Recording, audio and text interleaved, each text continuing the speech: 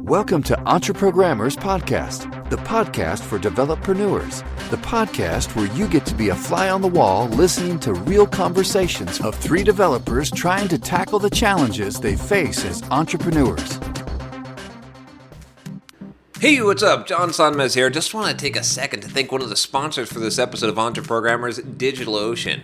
So I've talked about DigitalOcean a lot before on the show, and that's because they're just such an awesome company. I use them to host all of my websites, basically simpleprogrammer.com, which gets around 200,000 page views a month, runs on there, super smooth. Get Up and Code runs on there. The Entreprogrammers podcast that you're listening to right now, we use DigitalOcean for that. I use it for just about everything, and it's such a good deal. You know, as far as hosting goes, right, if you're going to run your own Linux server and do your own web hosting at $5 a month, which is the starting plan for DigitalOcean, you just really can't beat that. It's crazy. And when you do need something super powerful, DigitalOcean comes through for you as well, and it's so easy to scale up to that. I started out on Simple Programmer with a $10 a month box, and I was even able with that to get 100,000 page views a month without much of a problem. But when I wanted to scale up, all I had to do was bring the server down, expand the size, go up to the higher size droplet, and bam, I was up there, and I've expanded it a couple of times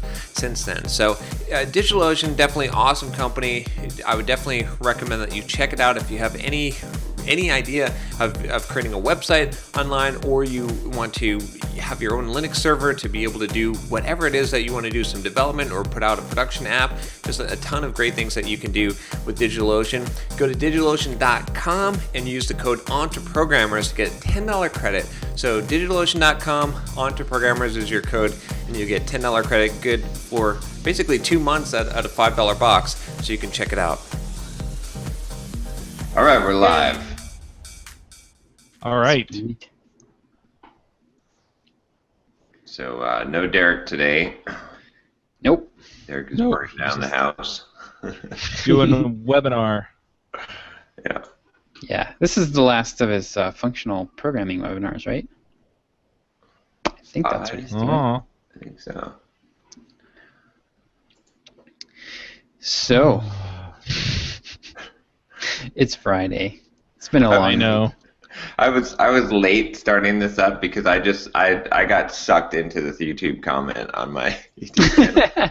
So remember that video I did, the 21 haven't had a girlfriend video, right? Where Yeah. Right. You know, that was just like the start of the man videos that came out. No.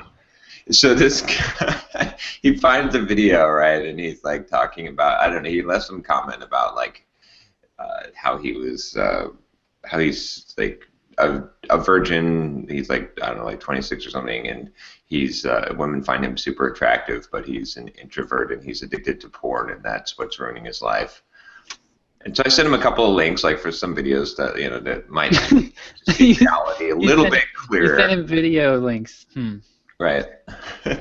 And he replied back with this long ass diatribe. Like, I'm talking, I mean, it's got to be at least like 2,000 or 3,000 words, and Holy it just cow. it highlights every single point in his life since he was like in elementary school, where girls approached him unsolicited, and how his mom's friends think that he's handsome.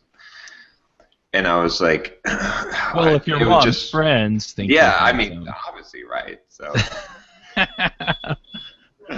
Oh my gosh, it's so sad to see someone so delusional, like trapped in there. But it was just amazing. I was like, was this really happening? Am I really reading this like diatribe from this guy? Like, the fact that someone would make a diatribe of that experience just is like, I don't even, like, I'm trying to come up with a response to explain to him, like, the fact that you need to justify these things is the proof of the anti-proof of what you're trying to accomplish. You need to just like face life and reality and just say, okay, well, this is where I'm at, and how do I go improve from there? But that's the biggest problem, right? Is that, like, to give you an insight into my psychology business on YouTube, right? All the emails I get is most of the people that I get emails from that need some kind of coaching or life advice. It's because they can't see reality clearly. Like that's the core problem. So it's it's interesting. Like if you just like are willing to say this is what it is and this is where I'm at right now, it might suck. I might, whatever it is, then you can improve. But if you're like delusional and you don't have the capacity to evaluate honestly where you are, you can't. There's no direction. You can't set a goal. There's no direction you can go because you're just. If you don't know where you are, how are you going to get to where you need to be? Like if you think you're already where you need to be, well, how's someone going to help you? So it's yeah, Man. That's the underlying. What does he think his problem is? I mean, like what is he asking you for help with, or is it just like he doesn't think he has a problem and he's telling you he doesn't have a problem? Is that? He thinks, I don't know. Well, he started off by saying that he hates the terms alpha and beta. and that he's that he's attractive to women even though he hates those terms, and he's like if those terms exist, if it's true, I'm the most beta male that ever existed. But so I was like, okay, so I think what he was obviously searching. Obviously you don't just come across a video called I'm 21 and never had a girlfriend. Like you obviously searched for probably that exact phrase or something similar to that, right? So, yeah. Interesting. Yeah. Wow. That's funny. Yeah, it's the classic, the whole like looking for an answer to your problem, but already, when claiming that you already got the answer, right? You've been there, right? You give someone advice. Right. Well, or claiming there is no he. Yeah. Yeah, that happens a lot, right? But it's like, I've got this big ass problem. Okay, so here's the. I'm already doing that. I'm already doing that. Yeah, I'm already doing that. That doesn't work either. Okay. All right then. I'll just let's. I guess you've already got it figured out, and you're already doing what you need to do. You're just fucked. I guess you're just like the universe, laws of nature, laws of the universe. It just doesn't work for you. You're just like God just laughed at you. It's like, let's make this fucked up person who can't do anything with their life. They can do everything right and everything's gonna go wrong. That's just you. All right. I guess your best bet at this point is just to stop complaining about it and just enjoy being the biggest fuck up in the world, because that'd be, otherwise that's what else you gonna do. So I don't know. There's at the end of the Parks and Recreation show, there was this character Tom Haverford who was like the serial entrepreneur, and basically everything he ever did failed. Yeah.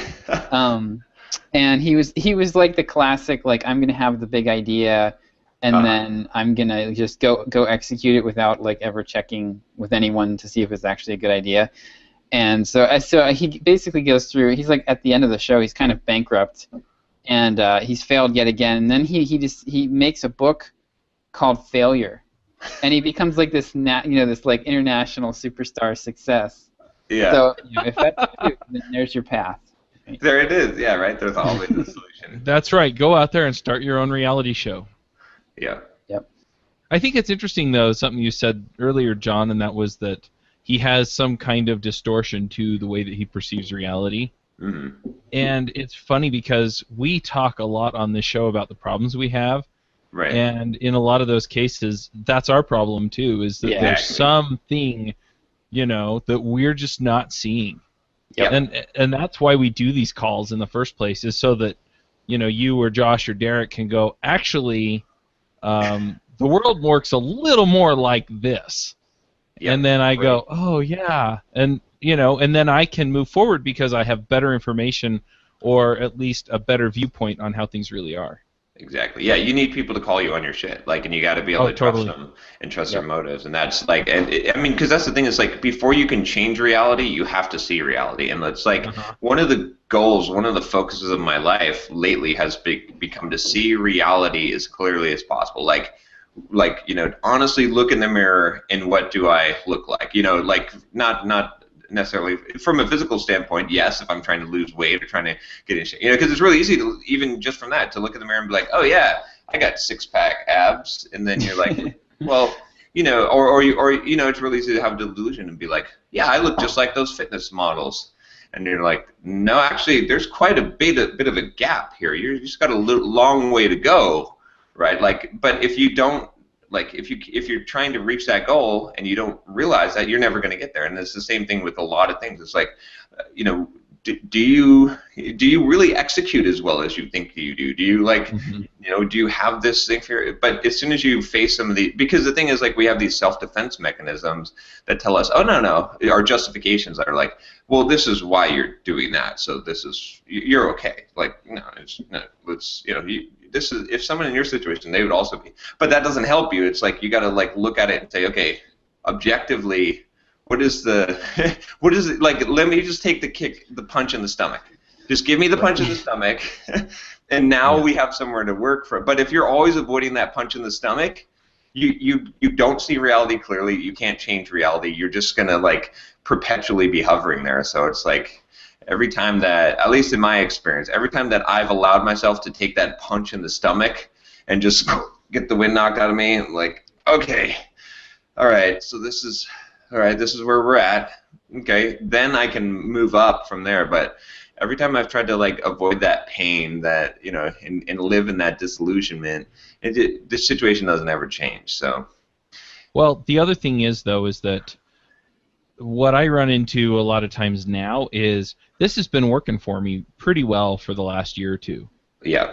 And then there's some fact of whatever that's changed, and I get put in a position where if I don't make that change, then I have pain. And we've talked a ton about a lot of these kinds of things. But yeah, it's not just, oh, I haven't seen this and so it's hurting me. It's, oh, well, the situation is different now, and I need to account for what's changed and what, you know, the way things are now.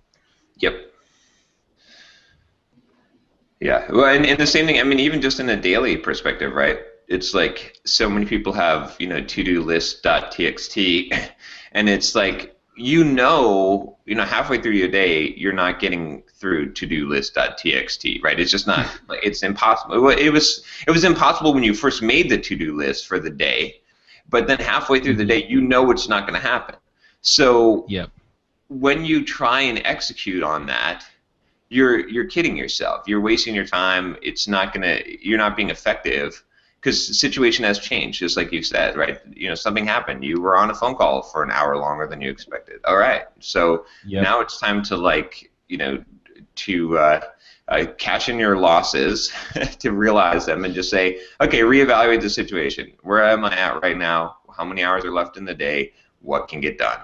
And then, you know, but yeah, and it applies on a daily, a weekly, a monthly, yearly basis. But so many people don't do that, and that's where we get stuck, right? It's like, I'm guilty of that all the time, and then you get discouraged, and you keep on forging down this path that is not going to take you where you want to go, because you haven't reevaluated, because the situation has changed and you haven't. So. Yep. Fun. We're just talking meta, this whole, like, all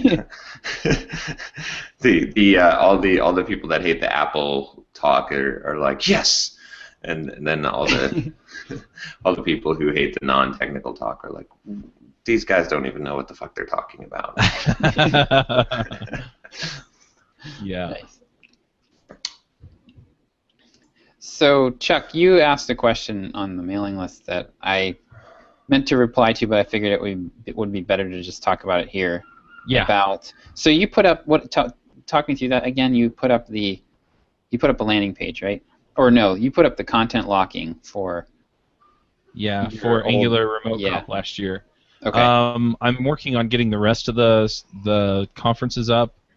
So I've had a couple of editors flake out on JS Remote Conf. I don't know why that conference. I've got edited videos for all the other ones, except for Newbie Remote Conf, which is it's kind of in the hopper right now. Maybe they all quit to go become web developers. Maybe. They're like, this is just so good. I'm not even. This is a waste of my time. I'm gonna go make more money. Yeah, they edited Derek's talk, and they were like, done. But anyway, I'm almost done getting Freelance Remote Conf up. And anyway, I'm using MemberPress to sell tickets, for lack of a better word. Okay. And the tickets are just, so that you can download the content for all of the conferences this year. But last year's conferences, I just put the content locking up Of course, I haven't actually been able to test it out and make sure that it works as I would like. I guess I can just go and put in like some bogus email that I'll see on the other end. But anyway, so I set that up for Angular Remote Conf for last year, and then I would like to automate it so that I can tell them that they can get tickets for Angular Remote Conf this year. Right. And so, anyway, the only option I saw there was for custom fields. I didn't see any way to tag people. Yeah, sadly that's not. Actually, what I really want now is, and I might have to put this request in, what I really want is actually events.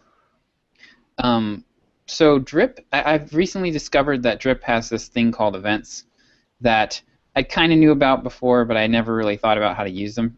And basically, my philosophy now is anytime I'm triggering some kind of action, it should probably be an event, not a tag.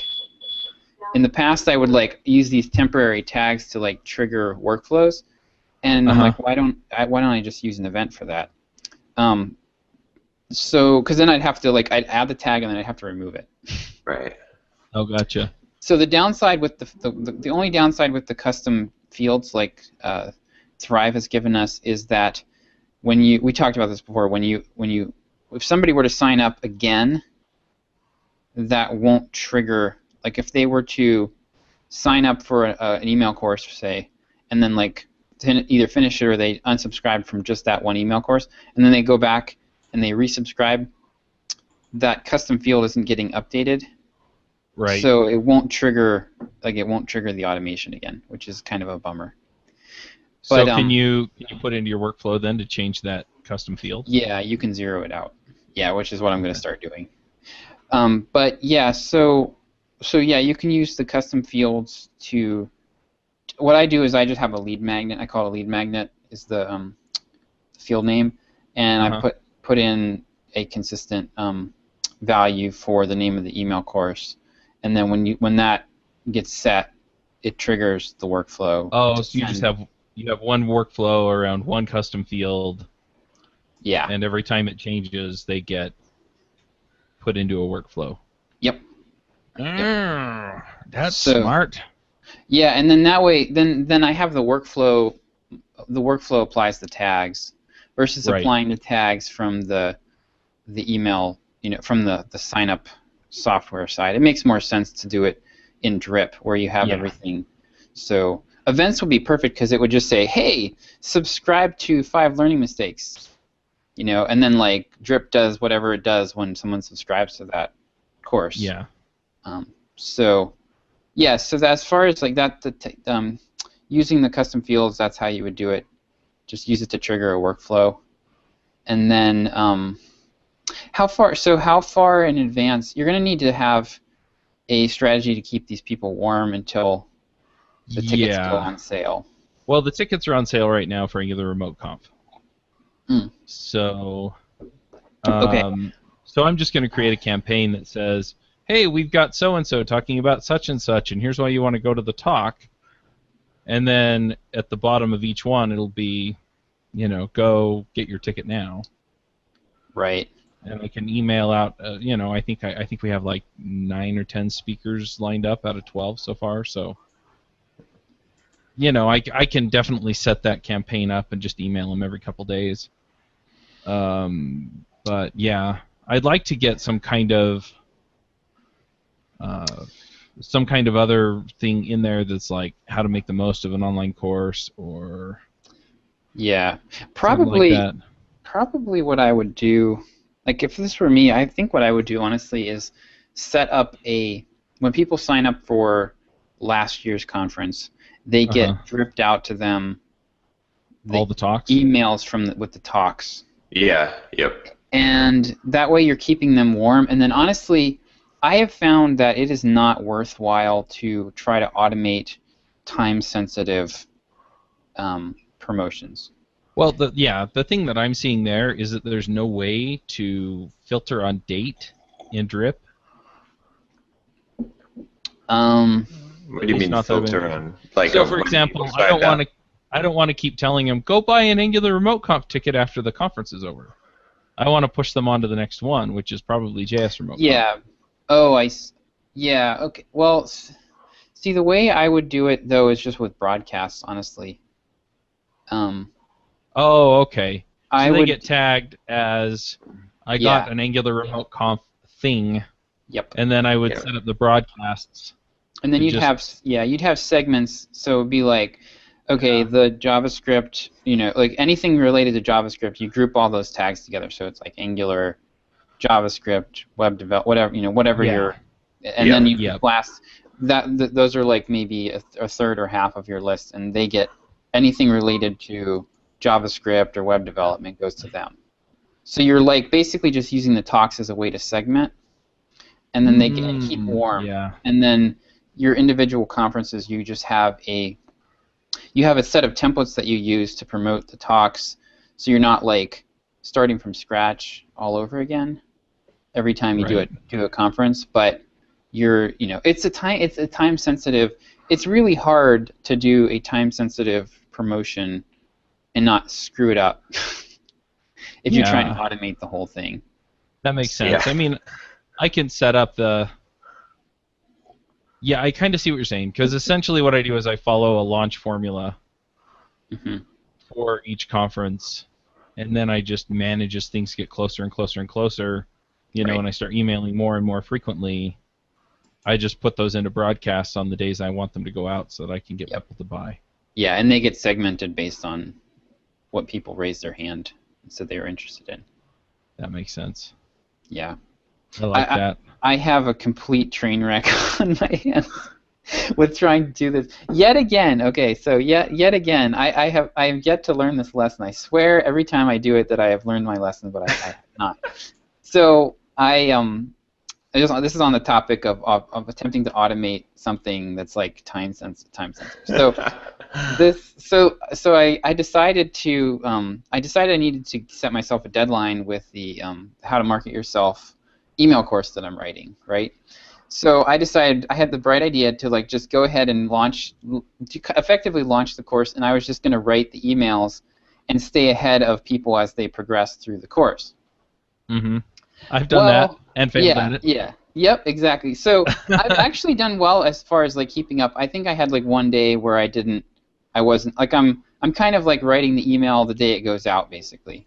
So I'm like I could be a little bit more ahead than I am. But the problem is that a couple of times now, like I had screw-ups where what I was doing is, because when they hit the last email that I set up in the campaign, they automatically exit the workflow, like they go on to the sale sequence, which has nothing in it right now. So they just go zip right through it and out the bottom. No. Okay.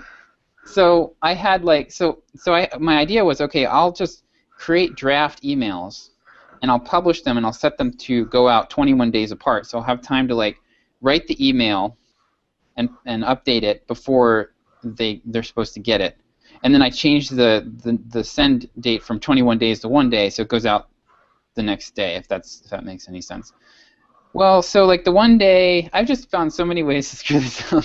The one day, I forgot to publish the draft, so it was in draft mode, and so people hit it and zip right out the bottom. So like I've had about 250 people go through this thing now, and at least 70 or 80 of them have gone at some point have just gone right out the bottom, and not like they've only gotten like 2 of the emails or 3 of the emails. And it's just a complete train wreck. And then I've got people piling up on the sale sequence, so I've got to write that, or I'm going to have the same situation on my hands here. So it's not like next time I do this, what I'm going to do is write the entire email course.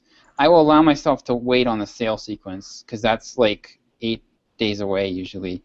Yeah. But I'm going to write the whole email course and at least set that part up. And get people started on that, and then, because this is just, this was not pretty. Well, and then Thrive pushes out an update this week, an update and one of the features in there was the total disablement of the Drip API integration. So it just stopped working entirely for no apparent reason. Yeah. So I got on that. I don't know. I feel like I need some kind of alerting I almost need like my own regression suite to run against Thrive every time I release an update, like Selenium scripts or something. 'Cause it just, man, I love them, but they kill me sometimes. The bleeding edge is where you bleed. That's right. Yeah. So lesson learned yet again. Do not attempt to get tricky with your automation the first time through on anything. Like, just do it the simplest way possible. Yeah.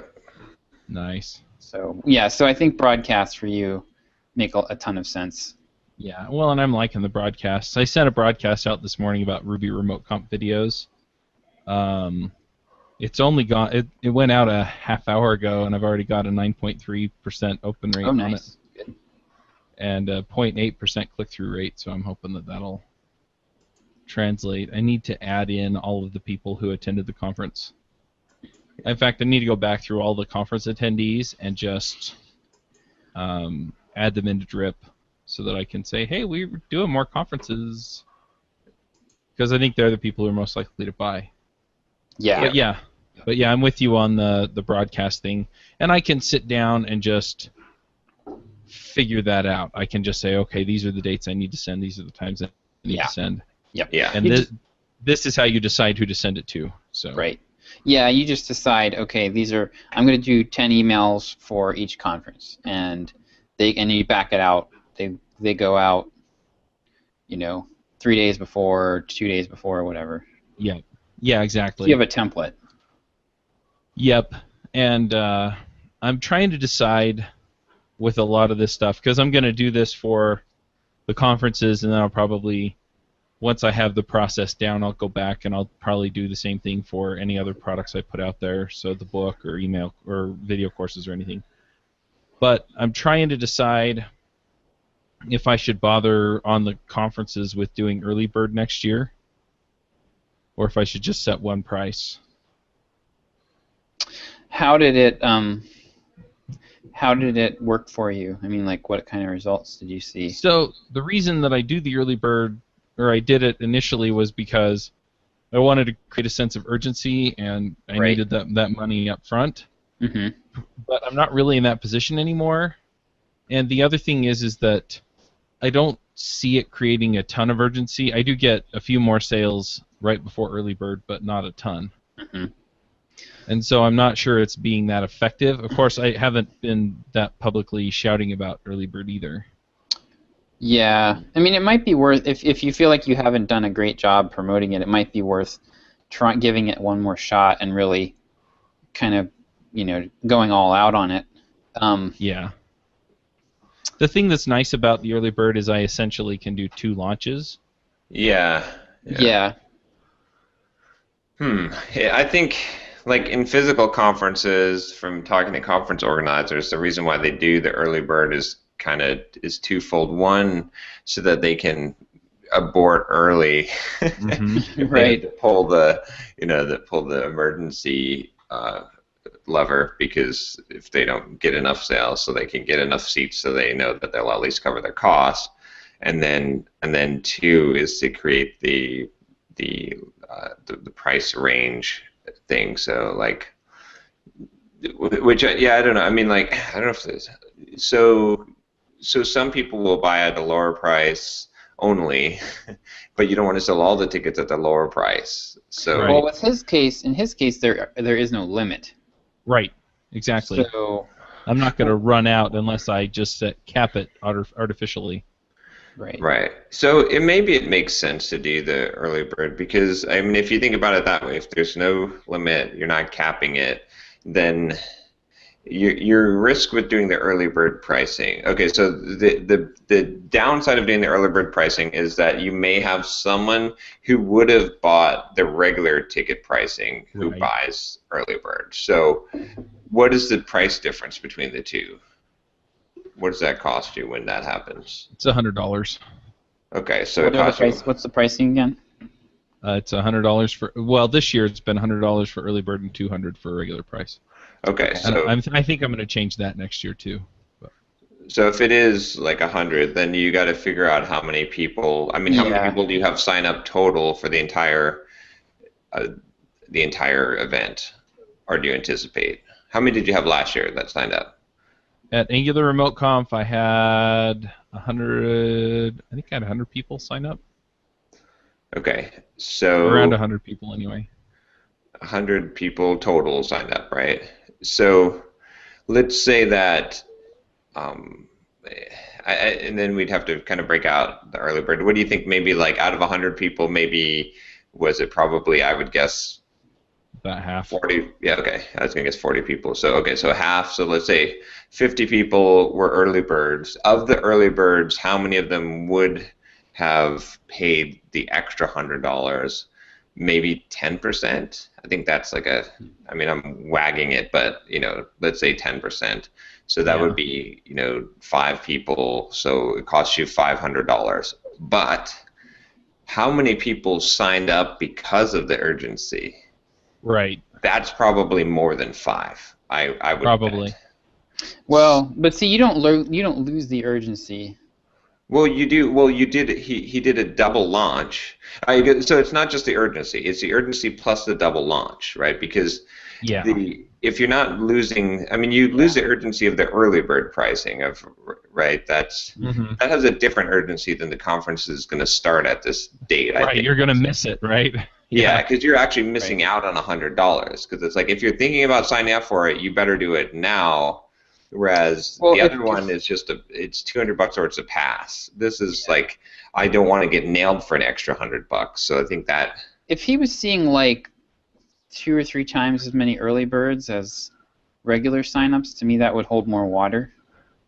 I'm not a big proponent. I'm not a big fan of like having multiple deadlines. I think that's the same as having, in a lot of cases, it's the same as having multiple choice. Yeah, too many choices. Yeah. It's like having 10 flavors of your offer. Yeah.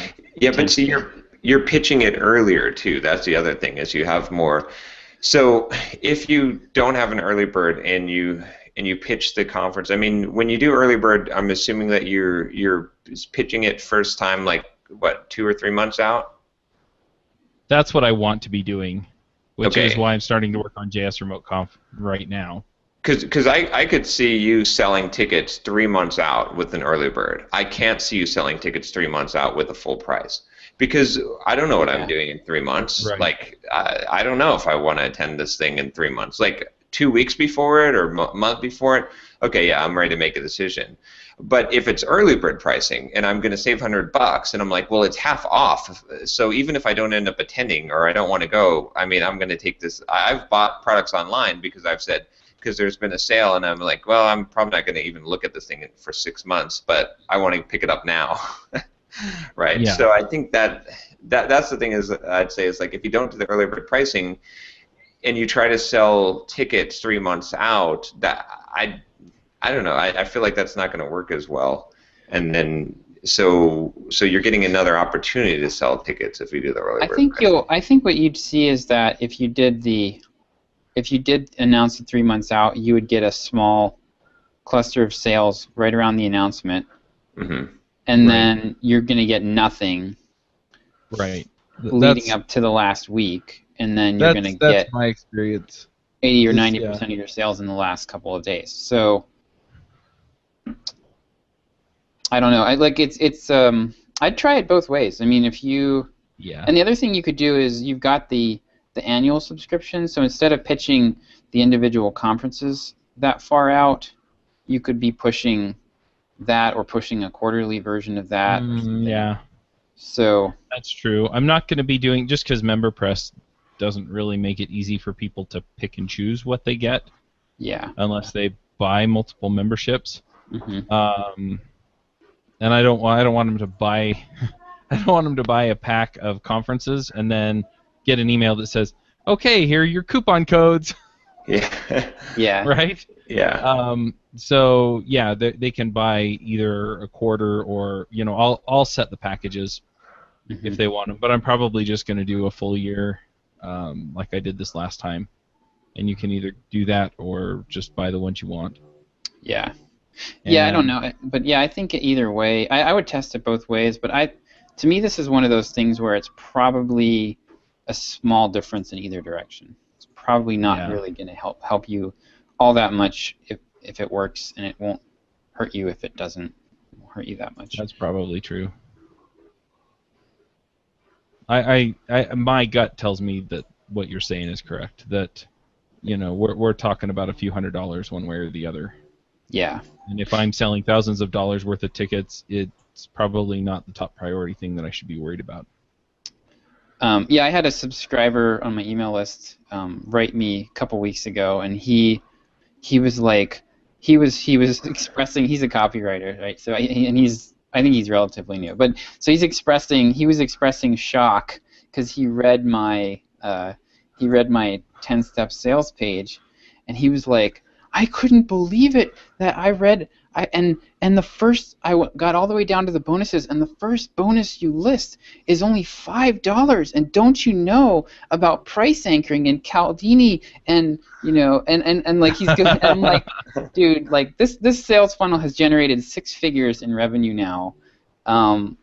Maybe that would have maybe he's right, and but that probably made like hundreds of dollars of difference over the last year. Not, it's a minor factor. Like it's one of those things that you test after 2 years, and you've tested everything else, and you're like, looking for little tiny ways to tweak the page. Like that's not gonna move the needle. And plus, I did like a ton of price anchoring already in that page. So, but to me, the early bird thing is probably more in that category. Yeah, I think I'm just gonna keep things where they at for the time being. And then I may experiment like between JavaScript and Ruby or something, and just see if. Yeah, try it with one of your bigger ones, and. Yeah. And then the other thing I'll do is I'll try and do a big launch lead into early bird ending, and then another big launch lead into the conference, and see if that makes a difference. Yeah. Because I feel like once I have those patterns set up, and I have a process for them, then I can tell somebody else, okay, do a launch for this and for this. And then I don't actually have to go and fiddle with it. The other thing about that to keep in mind is like how many. So your list is only going to like really tolerate so many launches. So yes, that's true too. If you've got like, you might want to think about this in terms of how you schedule the conferences too. Like, don't put AngularJS and JavaScript back to back. Right. Because then you're going to be hammering those people, especially if you've got an early bird. And you've got the regular launch. Now you're emailing them 4 times about the same 2 conferences, potentially back to back. So that's another thing to keep in mind with your segmenting, is like spacing the promotions out a little bit. I should think about that. Yeah, that's interesting, because so of the conferences that I think are going to do well this year, that serve the same segment, it's JavaScript, Angular, and React. Mm-hmm. I can just make sure that, JavaScript in January just fits, and people seem to have gotten used to it now that I've done it 2 years in a row. And I don't want to do Angular in April, May, because that's when NGConf is, so I could put the React one right there and then put Angular over on the other, like in September, October, where it currently resides anyway. And then I could just do 3 big launches to the JavaScript list. And then Ruby and Rails, same thing. I could spread them out and maybe have the third spoke on that threesome be the freelancing one or something. Yeah. And then the same thing with iOS. I can just, orient it so that it's further away from freelance, and then I can, hit the 1-2 on that list and see if I can do that. Yeah. But yeah, I like the way you're thinking about that. And then if people are on the list for more than one show, I guess they're going to get pitched more often. But yeah. But you know what? Chances are the people that are on more than one list are already going to be. They're going to be my top end people, and they won't mind as much. Exactly. Yep. So they signed up for 2 things, so. Yep. But yeah. More. It's funny because this week totally morphed on me. It was supposed to be about automating sponsorship stuff, and I've been working on getting these conference pages up all week instead. Yeah. I think that's more immediate. It's not going to be, it's not going to overtake sponsorships in any way, but it's going to be a more immediate payoff, I think. And then so this week I'm hoping to get this and iOS Remote Conf up, and then get a list of webinars up. And I've been scheduling those with some friends of mine, and then I'm going to probably do a webinar like every other week. That's just me, and just kind of steal what you're doing there, Josh, with your stuff. Charge $29 a pop, and just see where that goes. Because I know that there are people out there that want this stuff, and then I'm also going to, for those webinars, my intent is actually to turn those into video courses. So you're effectively paying for one video out of the video course for each webinar. And then, people can go buy the entire package. And yes, it will cost more than the total of paying $29 per video probably, but yeah, I just see that as a great way to repurpose some content and get some of the stuff done that I want, and then I can sit down and focus on writing this book and getting everything together for some of this other stuff. Yeah, the nice thing about it is it just having announcing the deadlines basically forces you to do it. So no turning back, especially once you start taking money. Well, the other thing is I keep looking at it and I'm going, okay, I want to write the book and do a video course for how to find a job. And then I want to do the same thing for how to go freelance. And I want to do one on podcasting, and I want to do one on certain aspects of Angular or JavaScript. And I'm like, I don't have time to do all of these. But the thing is that if I put these courses out as webinars over the course of a few months for one of them, and then I can just move into the next one and the next one and the next one. And as I'm preparing the talks and putting the slides together and all that stuff, if I'm writing this stuff out, then at the very least I get an outline for the books or other written materials to go with it. Yep. So that's kind of the direction that I'm looking at going in now. Nice. Well, my course, or my webinar has been selling pretty well. I'm happy with it. You have money. Yay! Yeah. So yeah, so far I've sold 30 seats. I think I'm Oh gonna, wow, nice. Yeah, I think I'm going to hit 40, but I had a little brainstorm this week. So I think from my list I can probably hit 40. So I've been emailing about it every day, and I've been selling anywhere from. So most days I sell 2. It's funny because this has actually pretty much gone exactly the way I thought it would. So I figured I was going to sell 5 to 10 in the first day or 2, and I sold 10, day 1 and 2, and then I was pretty much counting on 1 or 2 a day through the middle, and I was planning to promote it for close to 3 weeks, so 2.5 weeks. And I've been getting 1 or 2 a day. The one exception was the email that I wrote about John. I sent this one to you. The email I wrote about my trip to Prince Edward Island and the Seal Watch boat tour, where I chugged a 32-ounce Diet Coke.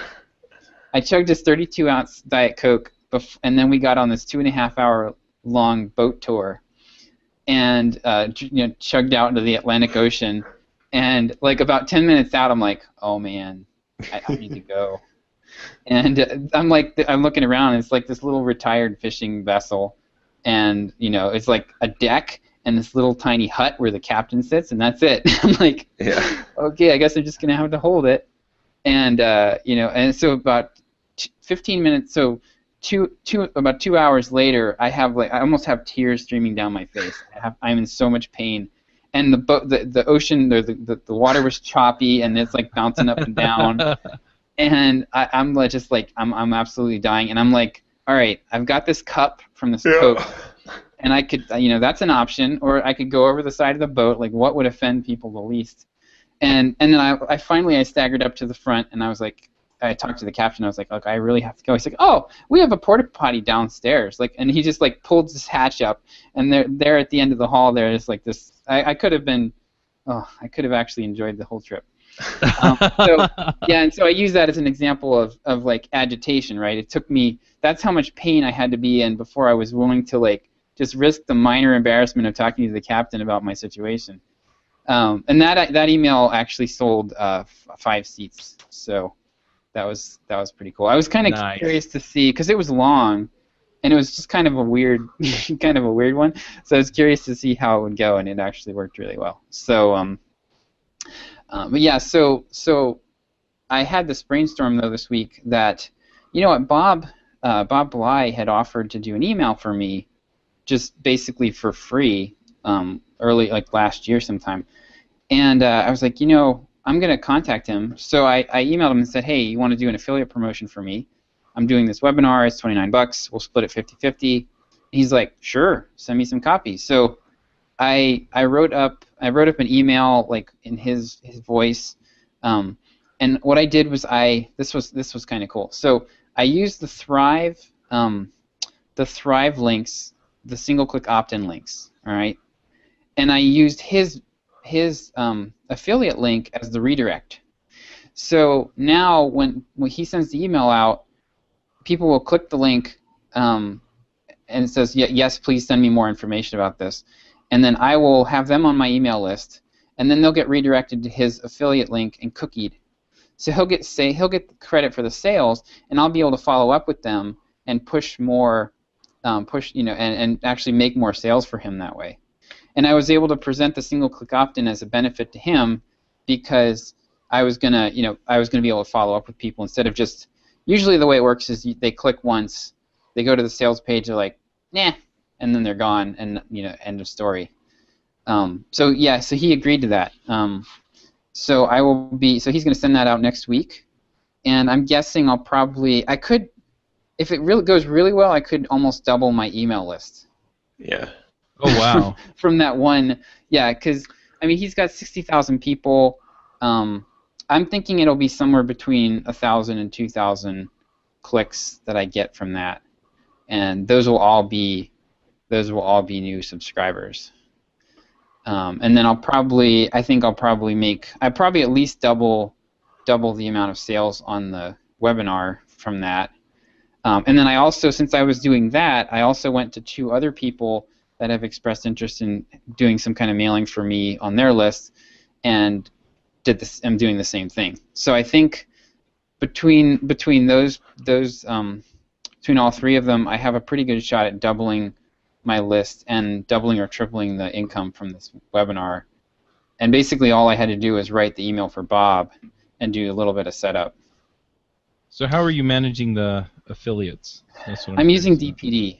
So yeah, I really cavemaned this whole thing together. I was like, I just created. I love that term. I created a new product. The webinar is a product in DPD, and I'll just basically upload the replay video to DPD when I'm done.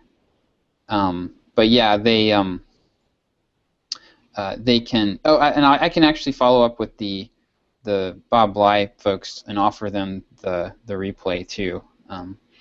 So yeah, so it's gonna be. So yeah, DPD has affiliate program set up directly in there. It's pretty lame, but it's what I have, and it's it works. So.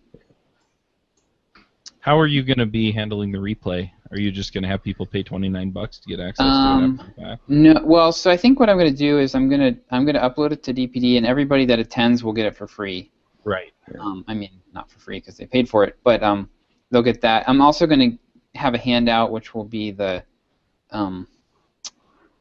copy from the sales funnel that we'll be looking at, and so they'll get that. And then I'm going to charge $49 for the video, standalone, and so they'll be able to buy it. And I think what I'll do is follow up with everybody who clicked but didn't buy, and say, hey, this is going to go up. I'm going to make this available later for $49. You can get it today only for $29. Try to push a few more sales that way, and then after that it'll be $49. So, oh, and then I realized the other thing. So, John and I got contacted by a developer whose name I'm probably going to butcher. It's either Azat or Azat. He's got like some JavaScript stuff that he's done, and he's putting together this bundle with some other developers for passive income generation ideas for software developers. And they initially reached out to me and asked me if I'd be interested in having something in this bundle, and I didn't have anything. Well, now I do. I've got this video. So now I can participate in this bigger sale, and I'm going to, I'll probably make, I don't know how much I'll make off of that, but I'll make a nice little commission off of that. And then John and I are also, John did that real estate course, so we'll be promoting that in the bundle as well. Yeah, we had Azat on JavaScript Jabber, I think. Okay, it's Azat. Is that how he pronounces it? I think so. Okay, cool. That's how I said it, and he said I was right. Okay. Yeah, so I've gotten like a lot of mileage out of this one little webinar, and it's been pretty well received. So it's really funny though, because I see almost every name. I've been looking through the names that have come up, and I'm like, okay, yep, recognize that name. Yep. Oh yeah, he paid me $375 for consulting. Yep. It's like either people that are very active on my list or people that have actually bought stuff from me before. It's like all the hyper responders. So. Yeah, I saw the same thing with the Patreon, especially when I was shipping out the books and stuff. It was like, yeah, I recognize most of these names. Yep. Yeah. So. That's not surprising at all, though. I mean, that's kind of the way these things go, right? Yep. Yeah. But yeah, it's just kind of funny. I mean, like, Kestrel and I worked together for 6 months and did coaching, and he's signed up. It's like, apparently has not gotten his fill of me yet. So. Well, one thing that I've seen with a lot of people that I know that have products out there is that you have some people that come in, they watch or listen to one course or one product that you have, they consume it to whatever length they're going to, and then they get one or two of your products, and then every product after that, they want more and more and more and more.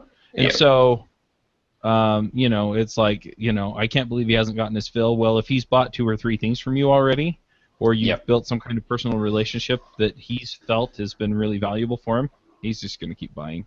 Yeah, it's about I think it's usually about 0.5% that falls into that category of like they'll just buy everything. Yep.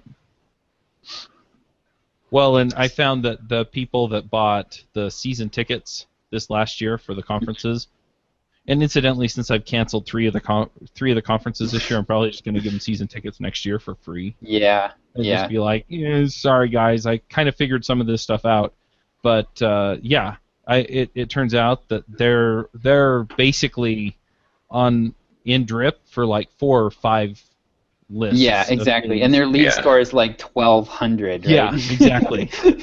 And so I come out with something else, and they're just like, oh yeah, even if it's just donate to the website, right? Right. They're donating to the website and buying everything I put out there, and yeah. Yep. It's interesting too. I've noticed with those people though that eventually they drop off. Like you get it doesn't ever last forever. Like people will follow you and like be super hyper. The hyper responders eventually burn out because they're like, they move on. Eventually. Yeah, exactly. Yeah. Yep.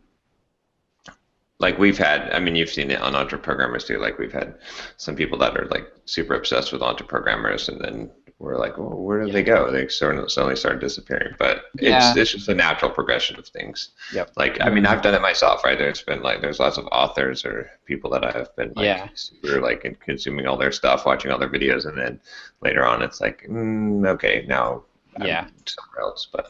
Yeah, it's either you get something figured out to the point where it's on autopilot and you're not thinking about it so much anymore, or you just completely drop it or lose interest or whatever. Yeah. I've noticed the same thing where I'll hear from somebody 10 times in like 2 months, and then they fall off the face of the earth. Yeah.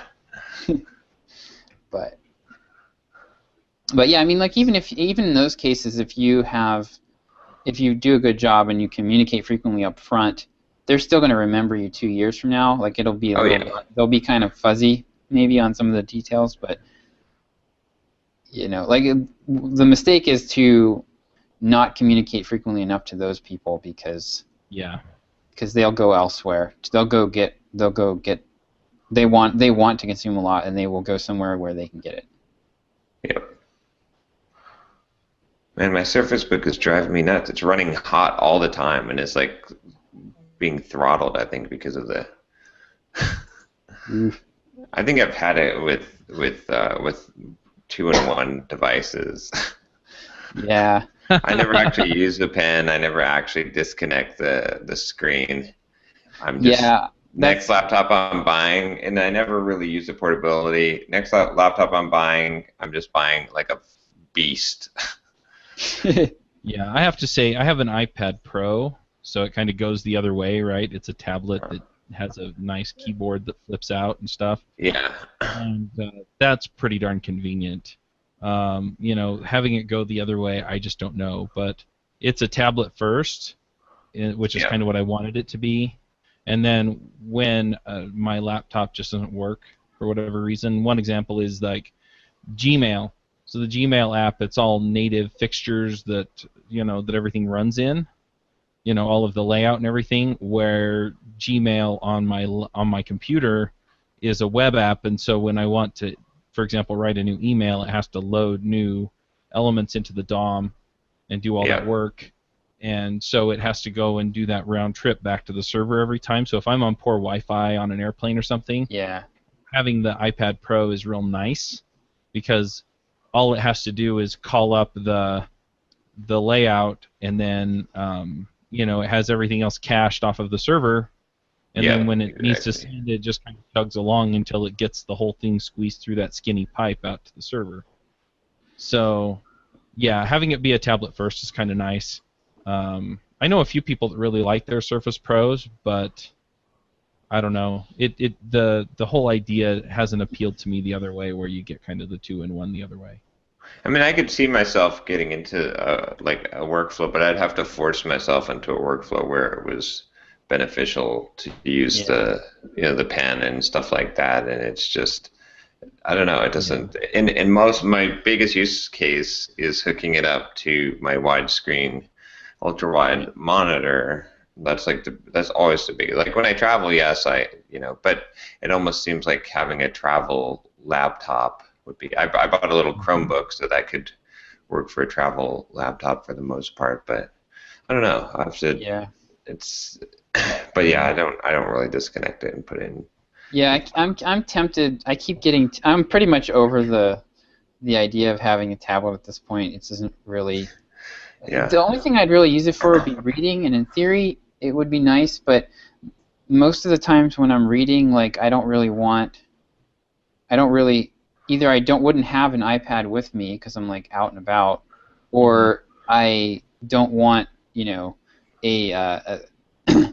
10-inch screen shooting blue light rays into my eyes at 9 o'clock at night when I'm trying to kind of drift off to sleep. So. Yeah.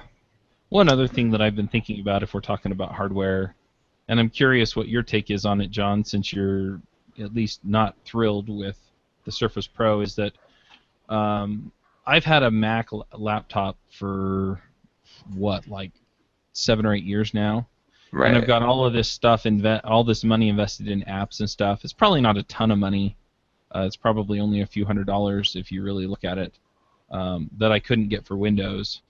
But I've been thinking about switching back and running on Linux or Windows, and I'm just not sure if I'll be happy with it or not, because there are 1 or 2 apps that I know don't translate over.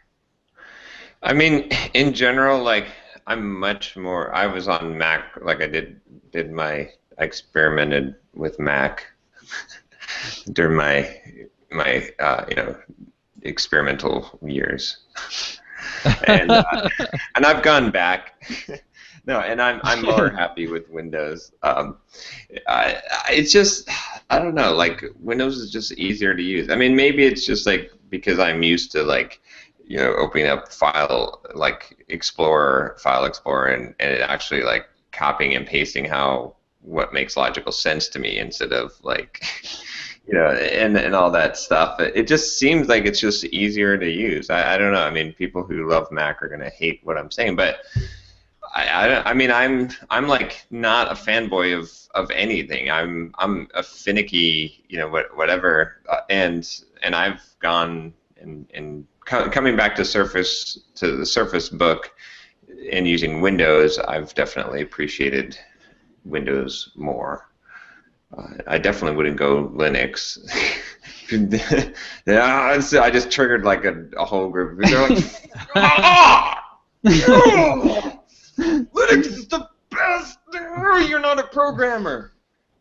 Well, that's the issue I have with Linux Windows. is not a usable operating system for everyday use. Linux is great if you want your computer to be a hobby or a part-time job. Yeah, yeah. I just found there were too many things about it that no matter what distro I was using, it was there was always some horrendous glitch that just bugged the crap out of me, and I'd spend 2 days trying to figure out how to fix it and those things. Yeah. It's probably honestly the best operating system, but best does not equate to most pragmatic, and that's the thing. It's so I'll give the Linux people, I'll say, yes, you have the best. That is the best, but it's not the most pragmatic and yes, if you invest a lot of time and expertise in it, then it could be the most pragmatic for you. But in general, for people who are not that invested, it's not the most pragmatic. I think, honestly, I don't know. I think Windows I can tell you, Ruby Dev on Windows is painful. Yeah. Well, when's the last time you did it, though? I think it's probably gotten more easier. Probably. I mean, what my experience with it 5 years ago or so was that it was actually easier, at least as far as getting set up, because I could not believe they had come around. The Rails was available as a one-click installer that actually just worked, and I could not believe the setup steps. When I got a Mac, I was it took me 2 days of fiddling with it to get everything working right, and it was 10 times harder. That's probably changed now too with a lot of the scripting tools that are out there. I think they have a one-click installer for Mac that you can get, just a Rails installer. But I mean, the flip side is that there are a few things that I would like to do that Windows definitely has the upper hand on. There are some games I would like to play that I cannot play on my Mac. And the hardware and everything else is so much less expensive for an equivalent machine. Yeah. Yeah. For me, actually, the hardware has actually been the main thing that influenced me to go over onto a Mac, because the hardware, until recently, I think this is starting to change finally, but there was really nobody that made really nice, bulletproof hardware for Windows. Yeah, there was always some really crappy compromise, you can get a nice laptop with a nice screen and a nice keyboard, but the battery only lasts an hour and a half. Or it was it was always something like that. Well, these days they've pretty much copied the MacBook Pro or the MacBook Air. Yeah, that's what you're buying. That's true. The other thing, though, that I'm not as excited about, the MacBooks, Air or Pro in particular, is that they really haven't updated the hardware in a few years. And so if I buy a new one now, it's essentially the same one I already have. Yeah. Mm-hmm. And I can get a more powerful machine and run Windows on it. Mm-hmm. For me, the main thing keeping me on Mac at this point is really just I like OmniFocus. Honestly, that's that they'll never make that for Windows, and there's probably a handful of other apps that are the same way. But other than that, I'd be just as happy on Windows. Yeah, I mean, that's my hang-up, is that I haven't found anything that's equivalent to BusyCal. It just has so many nice features for calendaring, and I live on my calendar. Yeah. And, there are a couple of others. I'm trying to think of what they are off the top of my head, but anyway, there are a couple of others that I just, it's man, if I could get these on Windows, I'd switch. By the way, I think I just fixed my heating problem. Those tricky bastards. You know what? I went into the NVIDIA control panel settings, and I think in one of the updates, they put program settings for Google Chrome to use the integrated graphics instead of the high-performance NVIDIA processor.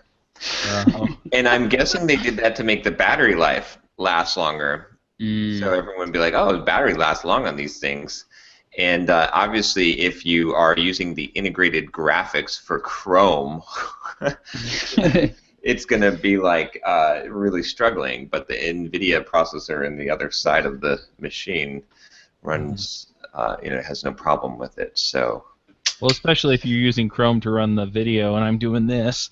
Exactly, yeah. So it seems to be cooler now, and everything is less choppy. So they must have slipped that update in there, and then put that as the default setting in order to meet their battery life complaints, which is just ridiculous. But oh well. It actually probably should be using the integrated graphics when you are in not docked. But when you're docked to an ultra-wide monitor, you better not be running the integrated graphics. Of course, that's going to kill you. So. Hey, what's up? John Sonmez here. Just want to take a second to thank one of the sponsors for this episode of Entre Programmers, DigitalOcean. So I've talked about DigitalOcean a lot before on the show, and that's because they're just such an awesome company. I use them to host all of my websites, basically simpleprogrammer.com, which gets around 200,000 page views a month, runs on there, super smooth. Get Up and Code runs on there. The Entre Programmers podcast that you're listening to right now, we use DigitalOcean for that. I use it for just about everything, and it's such a good deal. As far as hosting goes, right, if you're going to run your own Linux server and do your own web hosting at $5 a month, which is the starting plan for DigitalOcean, you just really can't beat that. It's crazy. And when you do need something super powerful, DigitalOcean comes through for you as well, and it's so easy to scale up to that. I started out on Simple Programmer with a $10 a month box, and I was even able with that to get 100,000 page views a month without much of a problem. But when I wanted to scale up, all I had to do was bring the server down, expand the size, go up to the higher size droplet, and bam, I was up there, and I've expanded it a couple of times since then. So DigitalOcean, definitely awesome company.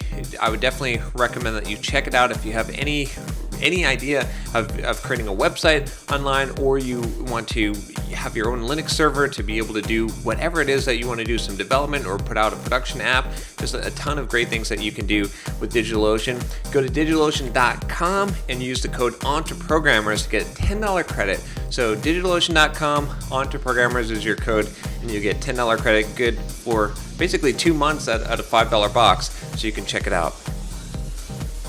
But yeah, I don't know. Like, I keep on going back. I mean, how many times have I waffled on this and gone back and forth on, like, I mean, I feel like I'm making progress. And like you said, Josh, the environment does change too, right? Because there was, like, Mac was a good choice hardware-wise about, like, 3 or 4 years ago, because people just weren't making powerful Windows laptops. Yeah. And now they are again. Now you can get a pretty beefy one. Yeah. And, the dream of the hybrid thing of, the tablet, laptop, even touch screen. Like I totally forget that my Surface Book is touchscreen. I don't know when I've touched the screen. Yeah, I'm kind of convinced that it's useless on a laptop. Yeah. I got pretty used to the touch screen when I was using the iPad Pro though, as a sub for the laptop, and then I was getting frustrated when I switched back to the MacBook Pro because the screen doesn't touch. But that's different when you're actually, like, your primary mode is tablet, like, for the device. When it's not and you've got the keyboard all the time, like, touching it just never is natural, behavior, at least I don't think. So, I don't know. I'm going back to the basics. I don't think I'll ever go back to, like, a desktop machine. Mm-hmm. Just because like having the portability of having the system that has everything on. Unless we go, I don't know. I guess I probably won't. If I was doing some serious video editing and stuff, maybe I think would, for me the ideal would be the all-in-one thing that Windows was trying to be, where you've got a phone, and you just slot it. It sits in a cradle next to your keyboard, and it is a full-powered PC, runs a widescreen monitor with a keyboard and a mouse, and and use that all day, and then it's time to head home, and you just undock it, and and that's your, and maybe it has like a little keyboard case that you can snap it into for travel to make it a little bit more user friendly for that. But yeah, honestly, I think the future of computing is going to be something along the line of the HoloLens type of. I mean, batteries are holding us back there, but if you think about it, like, if that is your mobile device, like if you could just carry that with you and you've got the monitor, because the one thing, like, I was thinking, like, with the phone is great. Like, if the phone could be the PC, because I could go home, plug it into my monitor, and we're good to go. But when you need it to be portable, now you still need a laptop, so you still need a portable screen, right? So I mean, you could have just a screen that you carry around and you plug your phone into it. That's fine, but that's still not as practical. I think something like a HoloLens, I don't know, like somewhere around there.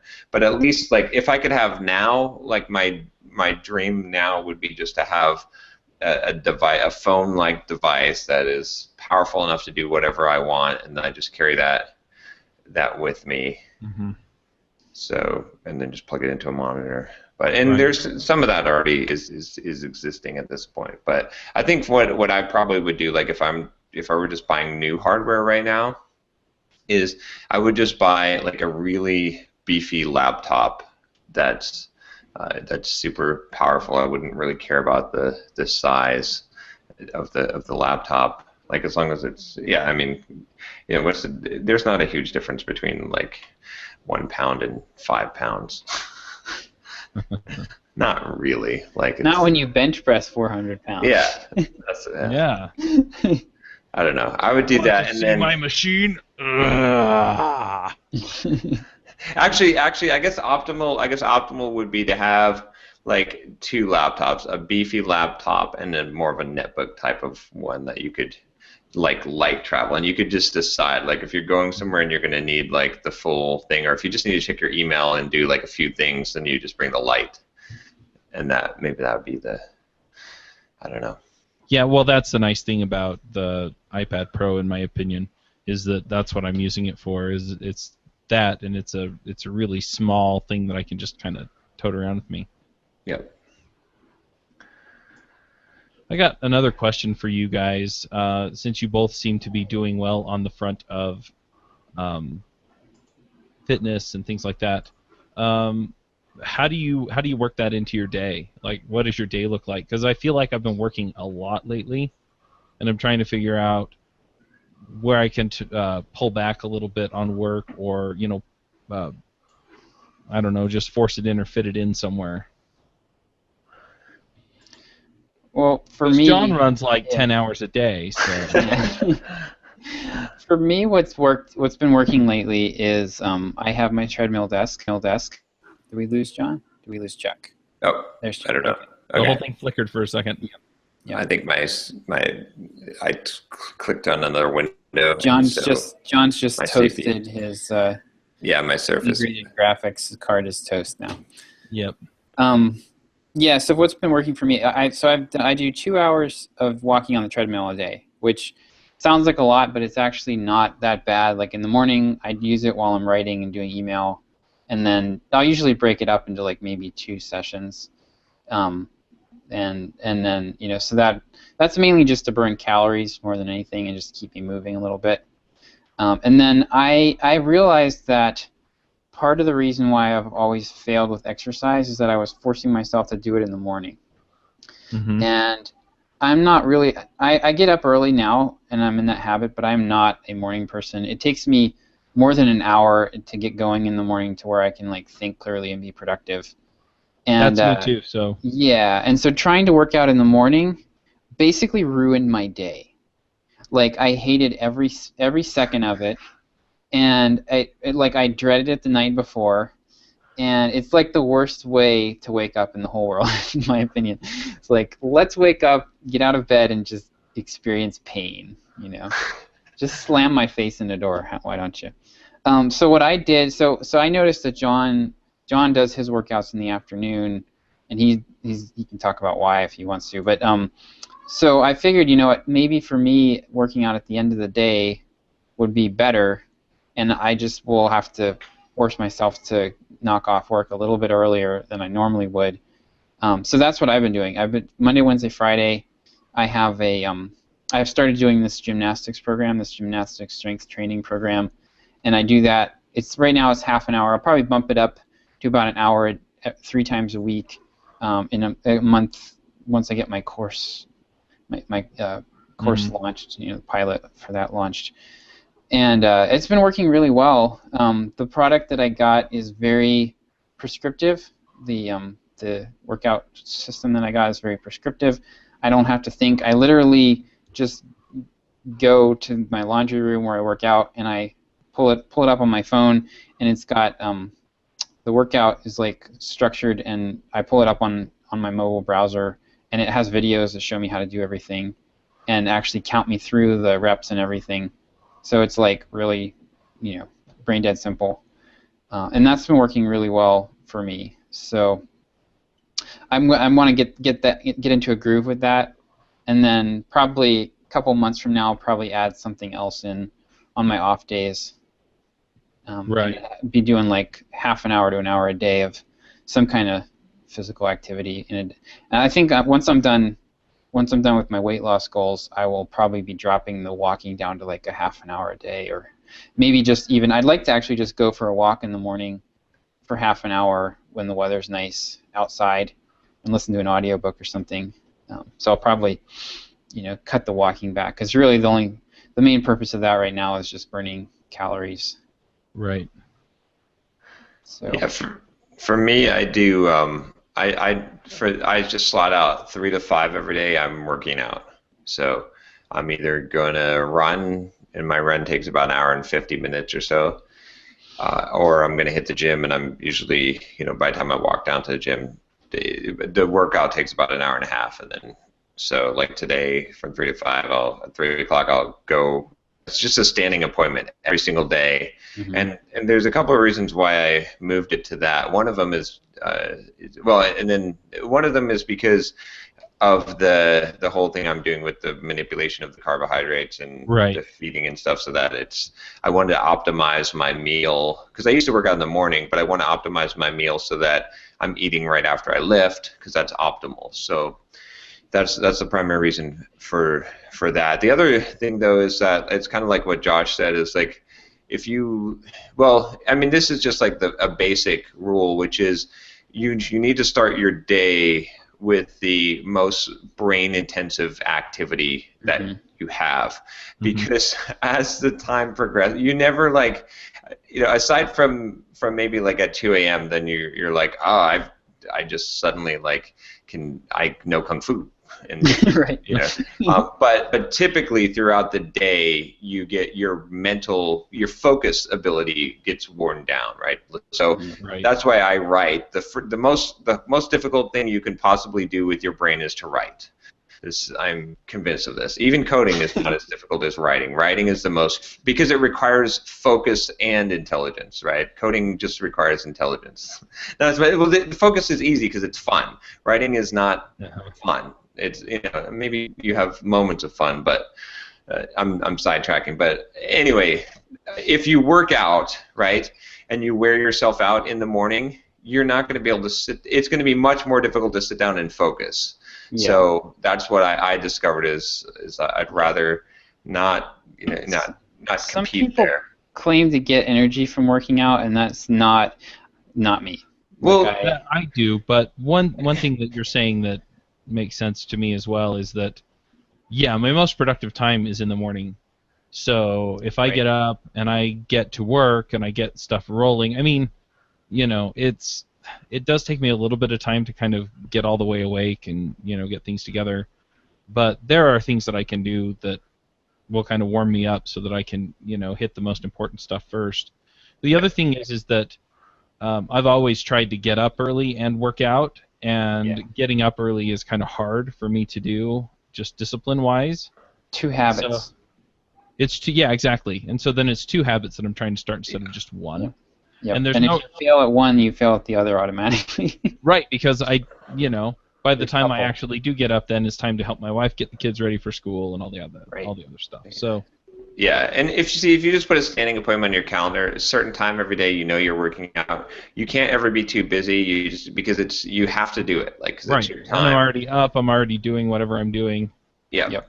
And I schedule my day based on these type of things. Like I try to mostly the first thing I schedule in the day is writing, because that will be the most difficult thing to do if you're tired, like if Right. you're worn out. And then I try to do the next most difficult, like brain activity. And like I save like doing YouTube, because I do 2 YouTube videos a day. I save that for the very end, because it doesn't matter how exhausted I am, I can turn on the camera and talk.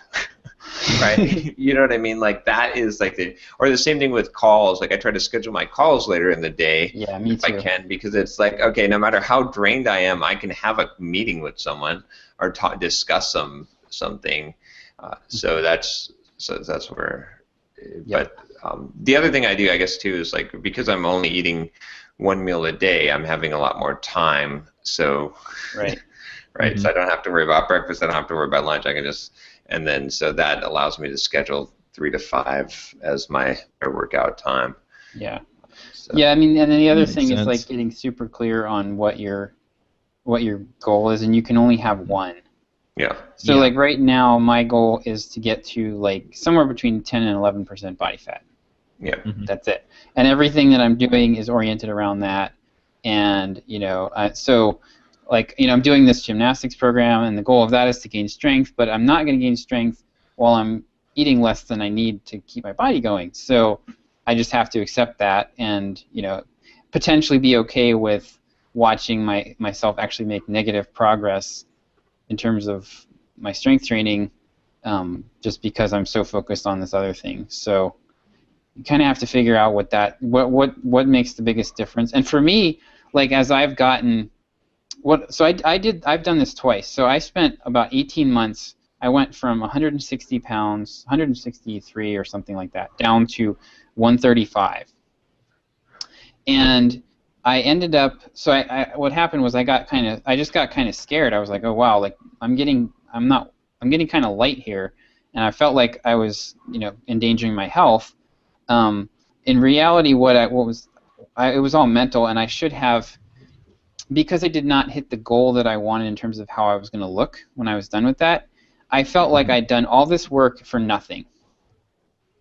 And so I tried to put on a little bit of muscle after that, and I ended up just putting on weight, getting chubby again. And then, so now I'm doing it again, which sucks.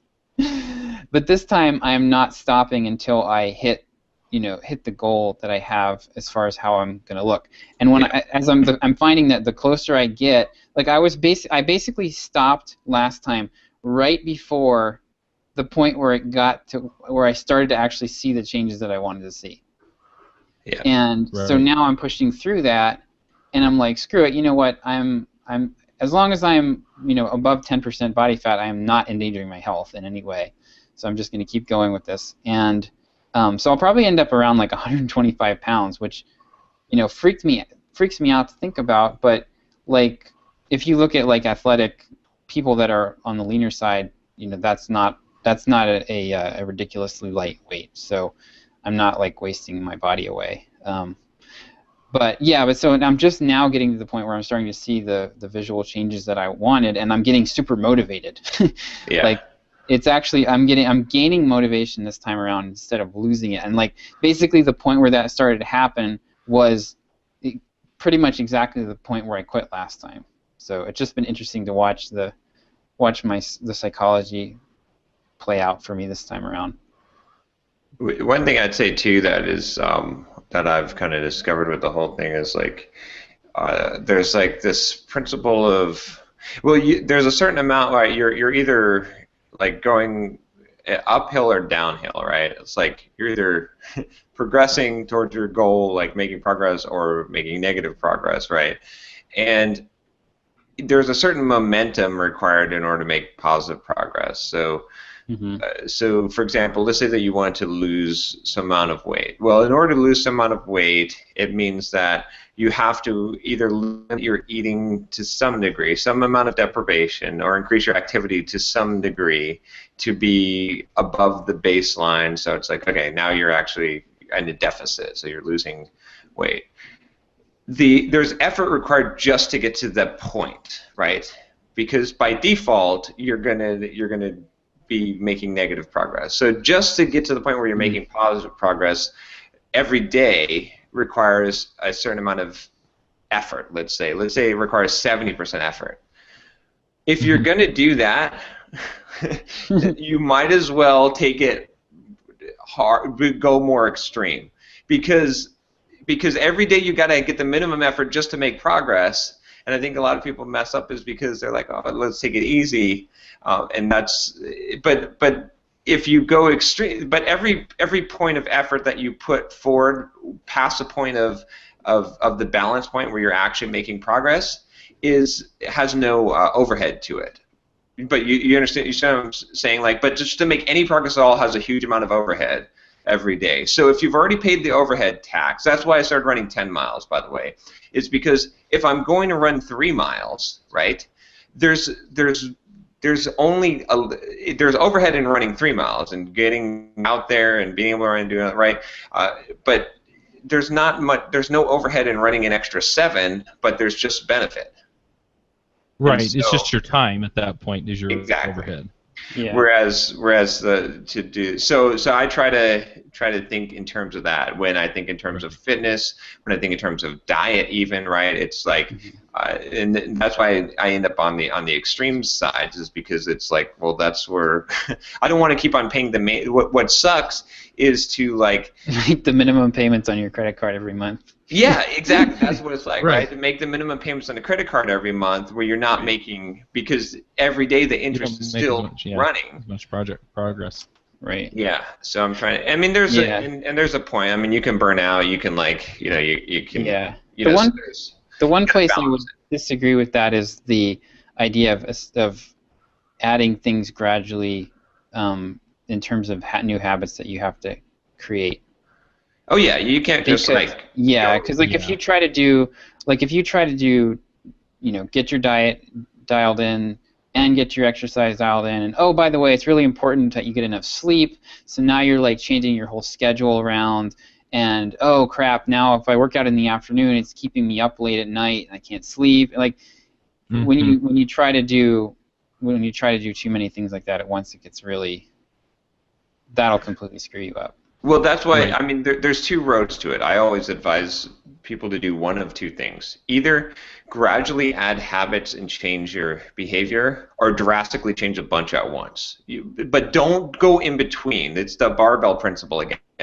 In between is where you fail all the time. If you like, let's say that you want to quit smoking, if you like start tapering off, that is otherwise just cold turkey it, but don't like go in between. Like for example, if you said, okay, I'm changing my life, you could either gradually work in the habit, say, okay, well, the first thing I want to do is get into shape, so I'm going to start adding this, or I want to wake up earlier, and so you add those habits little by little. Or you could say, I'm going to boot camp, I'm moving to to Texas, and I am and this is my new routine and schedule. And if you can stick it for 2 months, you're done. You're like, because you've changed your mindset, you've changed the person you are. Like it's a total paradigm shift. So I think both are possible to do. Yeah, I've seen people do both. I think that most people maybe underestimate the degree to which if you're going to go the extreme route, I think people underestimate the degree to which you have to do that. Like I like your example of actually moving to a different city. Yes. I think it's that kind of, and most people aren't willing to do that kind of drastic. It's that level of commitment. It's like I just did an interview with the Engineered Truth guy, Matt, what's his name, and he just went to a developer boot camp, right? And so the developer boot camp he went to in Utah, in Provo, it's like Dev Mountain or something like that. They actually, it's like $10,000, and then you live there. Yeah. And I was like, Uh-huh. see, if you, and he said some people even like they drive back home on weekends and stuff, and he said they're not doing really well. And I was like, yeah, because like if you're like, if you go somewhere 3 months and you live there and you're like, I am going to be a developer, that is enough of a change. Like you've drastically changed your life. And so now you can, you have to shake it up enough. Otherwise, it's not going to be, you're not going to stick to it. So I think that's, and then it'll become the normal. That's the thing, is if you can stick it long enough, it'll become the normal. I mean, I'm doing crazy, running 40 miles a week and eating 1 meal a day. Like, but it's the normal now. It's not difficult for me to do because that is the normal. Whereas if you talked to me 2 years ago and said that I was going to do this routine, I'd be like, that's insane. There's no way I could do that. So yeah, so you got to pick one of the. I think for most, unless you can either knock out all this stuff at once and just totally change your life, or you do it little by little and bring on the habits and make those. But don't get stuck in the middle. I think that's where, like I said, that's where people fail. Is they're like, I'm going to like drastically change these two things about my life, and then that's just failure, because it's not enough of a change to change your identity, and it's not and it's too much of a change to make it into a gradual habit. Oh, by the way, with the whole thing, I'm still not back to where I was. So don't fall off the wagon.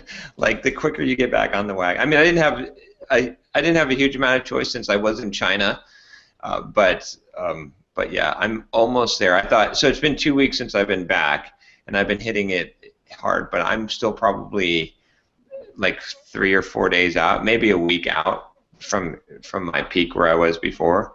So I set myself back. I mean, I set myself back 3 weeks, which actually set me back 6 weeks, approximately. Ouch. So, yeah. So you just have to remember that when you set yourself back, it's a double whammy, because you lose not only the time that you could have been making forward progress, but now you have to backtrack those steps. Yeah, we lost Chuck. Yeah. He's like, screw this. Yeah. Last time I'm ever asking you guys for any advice. Yeah. I'm out. You guys are anorexic and you're crazy. Yeah.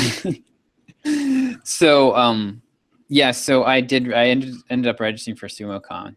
So nice. We'll both be there. Curious if anybody else listening is going. So that should be a good time. Yeah. I was thinking that's not necessarily a whole lot smaller than MicroConf, is it? I'm not sure how many people were at MicroConf. No, I think it's probably about the same size as MicroConf. Yeah, okay. Hey, Chuck. Hey, Chuck, Hey. you back? Yeah, the whole thing flaked out on you. Sorry. Yeah. We just mentioned that we registered for SumoCon. There might be still some tickets if you're interested. There were 11 When tickets is it? last night. It's September 9th through the 11th in Austin. Yeah, that's probably not going to happen. Yeah. It's just a bad timing. I'm going to Ignite, which is a Microsoft event in Atlanta at the end of September. And I have Angular Remote Conf the week before that, and this is like a week or two before that. Yeah. That probably wouldn't be good then. Are you guys still using SumoMe? No, we're 100% on Thrive. So Yeah, I've been trying to cancel it, and I finally figured out that I actually have to go put the JavaScript back on my page, Oh, Cancel. yeah. Oh. which frustrates me. I'm just like, come on. Yeah. No, I mean it's a good tool. I don't have any qualms recommending it, but Thrive just is better for what we need. Yeah, Thrive does pretty much everything I need it to do. So, Yeah. man, this looks like a great conference. Darn it. But Yeah. I just don't know. If I swear off enough of these things, I can probably get completely out of debt, except for the house by the end of the year. So, Well, I would do that. yeah. Yeah, that's a good move. It has a cumulative effect of benefit. So Yeah. Yeah, I wasn't really. But- I saw it and I wasn't planning to go, and then John's like, "Oh yeah, I'm going." So I was like, "Okay, whatever, I'll go." yeah, I just It's not very Just- expensive, so Yeah. Yeah. and it'll be good networking. It's mainly the reason I'm gonna go. So Yeah, that's what I would be looking for out of it, but dang, there are only 8 seats left.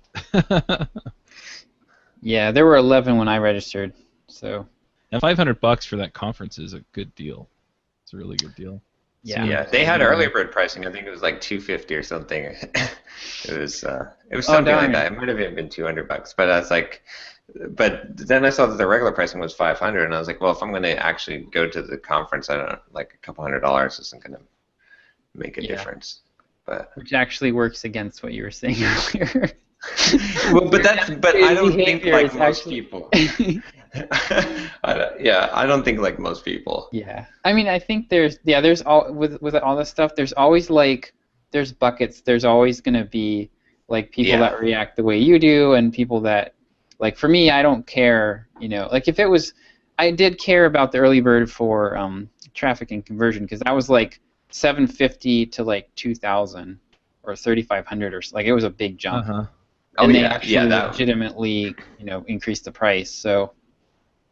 Yeah. But there's always buckets of reactions, and everybody's like swears that their bucket is the only one that exists. Yeah, Right? exactly. And it's actually all of them, and you have to figure out which combination works the best, it's the most optimal in a given audience. So yeah, I'm trying to think if there's anything else. So I have no idea. I've been rolling out this How to Market Yourself email course, and with as much of a train wreck as it's been, I don't know. I have no real sense for how it's being received. But the first couple emails have gotten pretty good open and click rates, and I think we got a sale from somebody who subscribed to it and then was also on the blogging course. So Oh, I don't okay. know. I don't really know which gets credit for that. But yeah, so far. But I want to see some sales come in when I do these sales emails. That's really that'll be the make it or break it. But the click rates are all over the map on this one, so I'm going to have to do some. I'll probably end up doing some optimization. Go back and find the ones that are lagging a little bit and see if I can tweak them and make them work a little better. I'm also testing subject lines because I've been curious for a while whether a lot of people with email courses or email sequences will put kind of like these square brackets and like the name of the course in front of the subject line. And I've been curious. My thesis on that is that it actually probably hurts you because it makes it look commercial, and it also kind of obscures the title. So if you like have a really catchy subject line, you've got this big honking thing in front of it that distracts people. So the theory is that it's a consistent thing, and you see it every day. So you get used to it and you start to look for it, but I kind of think it's the other way. So I'm testing that, and so far it looks like the bare, like plain subject lines are better. So I'm going to do some more extensive testing on that, but my money's on the plain subject lines.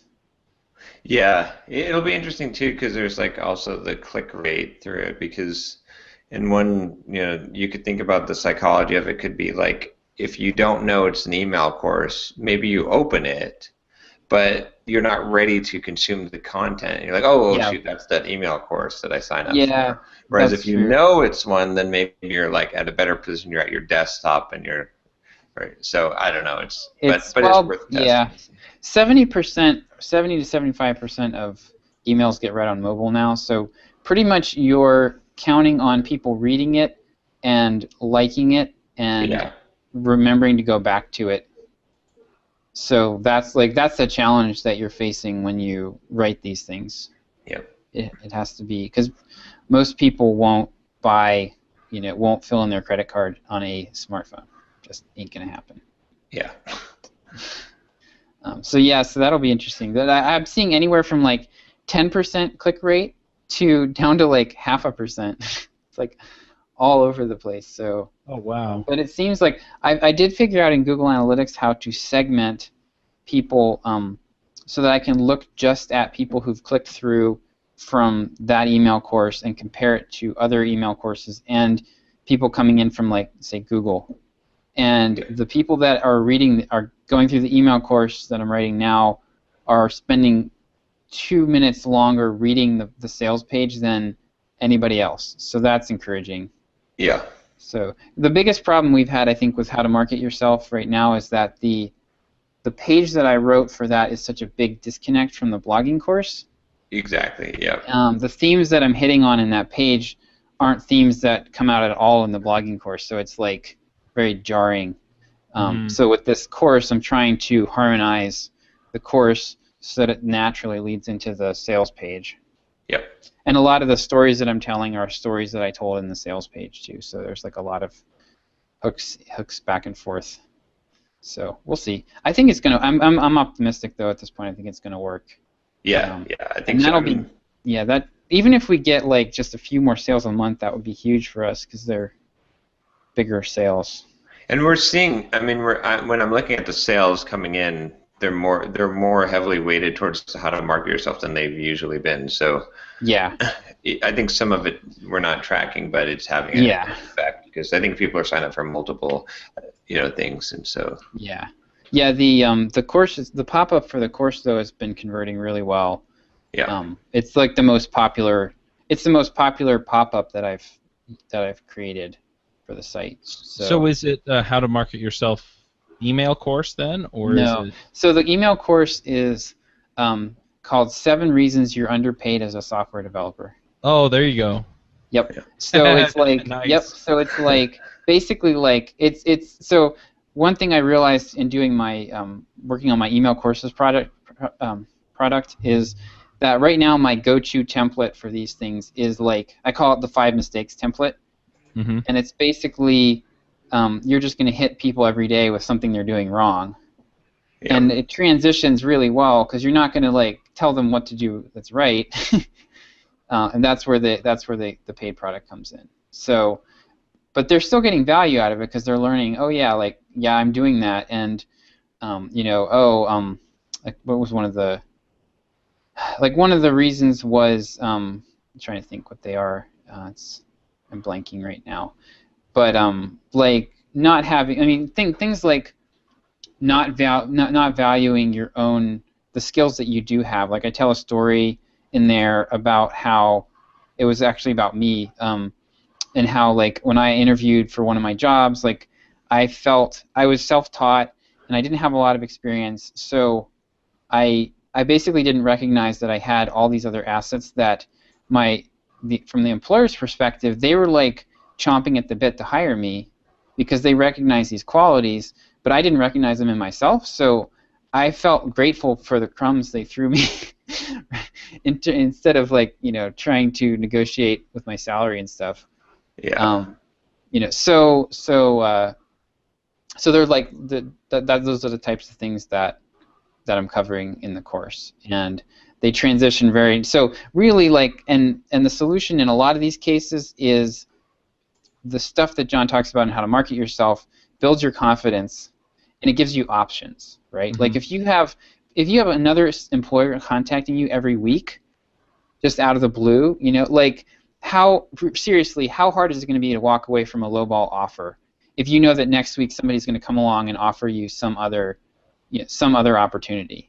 Versus right. like if you have the mindset that this job in front of me, oh my gosh, like if I don't get this, like oh my goodness, it's the end of the world. So like having options and having the confidence and knowing that you're going to have the opportunities coming to you makes a huge difference. And I've learned that certainly with the freelancing stuff, So that's kind of the gist of the course, and it's one of the lessons is why you should never take a junior programming position, which has been popular. Yeah. Nice. John gets blowback on that topic, but oh, I'm sure. Yeah. So, quick question that's sort of unrelated to this, and that is, you mentioned a while ago that you updated Thrive and it messed up the Drift integration. Yeah. Do you know what version that was? Because I just got notified that I have updates. That version, one of the versions that's waiting for you is my patch. Okay. So they got it fixed today. Yeah. So if I update it, then I'm good. Yeah, I think it's 1.89 is the one with the fix in it. And if you look at the changelog, it is completely blank. I'm like, oh, really? Seriously? Yeah, their change logs are terrible. Yeah. They'll be like, we added features about this. It's like, Yeah. thank you. And then my other question related to that, or the other thing I wanted to bring up is that I just had an email notification saying that somebody signed up to get the videos from Ruby Remote Conf, so I just made $100. Awesome. Yeah. Yay! I have It not only made took it. 2 hours. I have not made any sales while we're on the phone, so you're winning.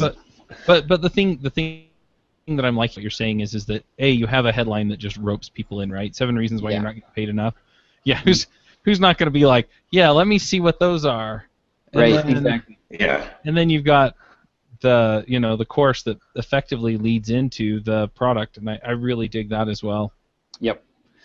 That's really the trick to making it work. And the mistakes angle, I was trying to come up with like 3 or 4 different templates that people could use, and I think I eventually will.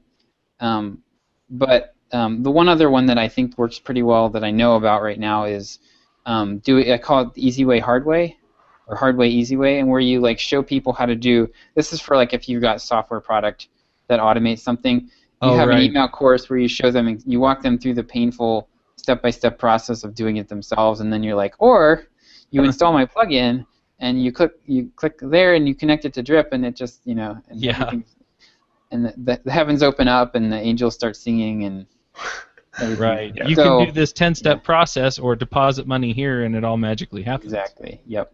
So that's an effective template, but I realized that like this 5 mistakes template that I developed for the 5 learning mistakes email course works really well, and I think it's pretty universal. Like I think you could use it for just about any Yeah. product,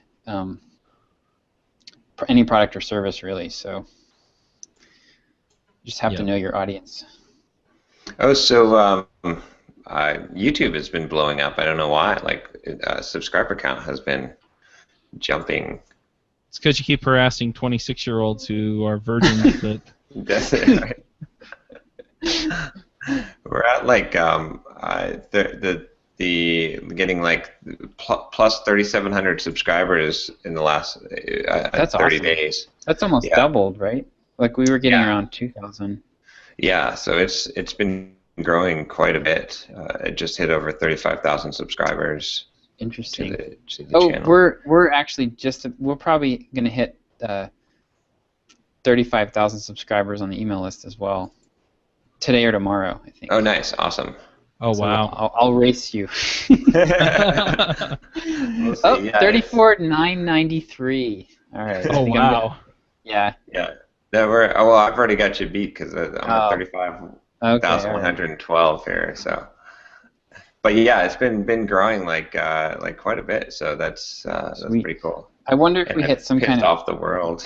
inflection point with the hockey, where we're starting to get a little hockey stick. Because it was, for a while there, it was looking like we weren't going to get that. Yeah, it's looking like it is. And then too bad Derek's not here because I pissed off the world this week. I'm sure he would have something to say about my China video, my first China video that my came goodness.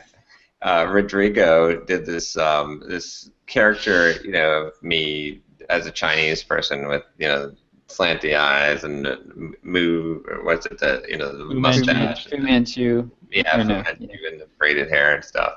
And that was the thumbnail, and people lost their shit over it. Oh my gosh, they're just like, that's racist. This is ridiculous. And I don't get it. Well, I mean, did you go into your thing about how do you think China's going to take over the world? yeah, That's I the did. funny thing is, like, if you actually watched the video and you heard what John was saying, I mean, I actually didn't watch it yet, but I know what he's been saying about, the industriousness of the Chinese workforce and stuff. Yeah. So it's actually kind of the other way around. But I mean, seriously, John like, actually hates white people. yeah. It's funny. I actually got someone. I got such a variety of comments. Right. Someone was like, "Oh, I hope that you have some kind of Chinese heritage. Otherwise, we need to talk because that's not okay. And I'm like, okay, so if I have some kind of Chinese heritage, then I can make fun of Chinese people. Like, not that I'm even making fun of Chinese people, like, right? And first of all, I didn't make the thumbnail. Second of all, it's like I was like people are gonna get butthurt about this. Like, someone made a really good point. They're like, if John went to Scandinavia and he had a picture of him with a Viking helmet. I don't think that would. I don't think anyone would be offended by that. It's like certain sensitivities. And I don't think that I would be offended by a Chinese YouTube channel, doing some kind of ugly American stereotypes about me. Oh gosh, yeah. I don't think it would offend me. In fact, that I was watching a Chinese program in China. I didn't understand it, but it was making fun of dumb Americans.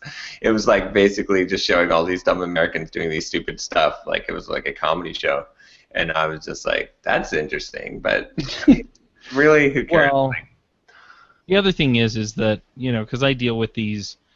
I don't even know what the right word is, social justice or diversity they're social issues. Justice warriors. They just come out and they start yelling and screaming, and probably 1 in 10 are actually the people in the demographic that they're trying to defend. Yeah. And the other 9 people are white dudes like me, and I'm like, look, you have as much standing to talk about this as I do, right? I have friends who are in that demographic just like you do. And, some of them it bothers and some of them it doesn't. Yeah. And, we have conversations about it, and I feel pretty safe in the way that I'm portraying people. Yeah, but they're like some white dude who's just trying to prove that he's better than you are. Right. It's just a white knight mentality. It's like, get over yourself. I mean, if what I've done actually hurt somebody, then tell me and I'll make it right. But right. Yeah, it's interesting too. Like, what was I going to say about the whole? Well, actually, I came up with this morning. I was thinking about this, and I was like, here's a good measure to determine if you are being hypersensitive or you are like witch hunting people, being a social justice warrior. Like, if what you're saying is totally invalid, like an invalid criticism of someone's quote racism or insensitivity. If whatever you have a problem with what someone said or did, if they were a different person, it would be okay for them to say it, then you're wrong. So, for example, right. if someone says that thing raped my eyes, or I don't know, something, they use the word rape, and then if you said, well, okay, but that's a guy that said that. But if a woman had said that exact same statement, that would be okay. Then no, then you lost the argument. Or if you said, oh, if someone said something and then you said, oh, well, if you had Chinese heritage or if you're a Chinese person and you said that, then that would be okay. Or if you're Asian, no, then all your argument turns out it has to be universally, no matter who says it, it's racist or wrong, in order for me to give you any kind of credibility on what you're saying, right? Because you're doing the exact opposite, or you're doing the exact thing you're complaining against, right? Because if you're saying that a qualifier for you to express an opinion is that you must be of a certain social class, race, ethnicity, whatever it is, right? If your opinion is not valid unless you are a demographic, then that is exactly you're contradicting the exact sentiment that you're trying to communicate, right? You're marginalizing a group of people, right? For marginalizing a group of people. So you can't, it doesn't work both ways. It's a double standard. So if you said unequivocally, if someone makes a totally racist comment and you would say, oh, it doesn't even matter if they're that race, that's still a racist comment. Now it actually is. But if you could say, well, if you were... you can't speak about this because you're not a woman, so, or you can't speak at or say that thing. You can't get away with saying that thing. That's my new bar metric for, and I think that's just a good one to just apply. It's like, am I being hypersensitive and being a jerk, like responding inappropriately? If you would qualify it and say that, then And because we're blinded to it, and that's why, like, because we all have our own biases, and so I could apply that myself. If, like, if I get upset with someone says, then I'm going to say, well, if they were, would I ever excuse this coming from some marginalized, class of people? And if so, then I'm wrong to try to, say that they, because the only way that I could hold true to that statement is to say that is to marginalize a different group of people. So yeah, my deal with most of this is that most of the people who get bent out of shape about this are wholly inconsistent about what is acceptable and not acceptable. Yeah. And the other thing is that I have actually heard, I'm just going to say it the way I would normally say it, but I've heard black people talk about black people and black culture in ways that other black people in black culture are like, that's not me. I don't feel that way. I don't think that way, and that generalization doesn't apply to me. And so it's like, okay, well, there really isn't one consistent way to talk about people who have a different background. So you can either talk to them and understand them, you can have fun with it if you want to, and if it really bothers somebody, then they should be able to come to you and explain why in their experience what you did is offensive.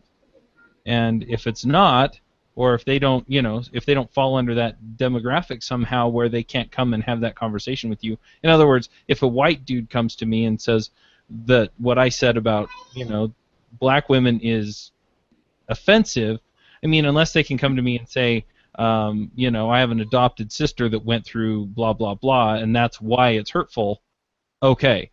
Otherwise, it's like, look, you know what?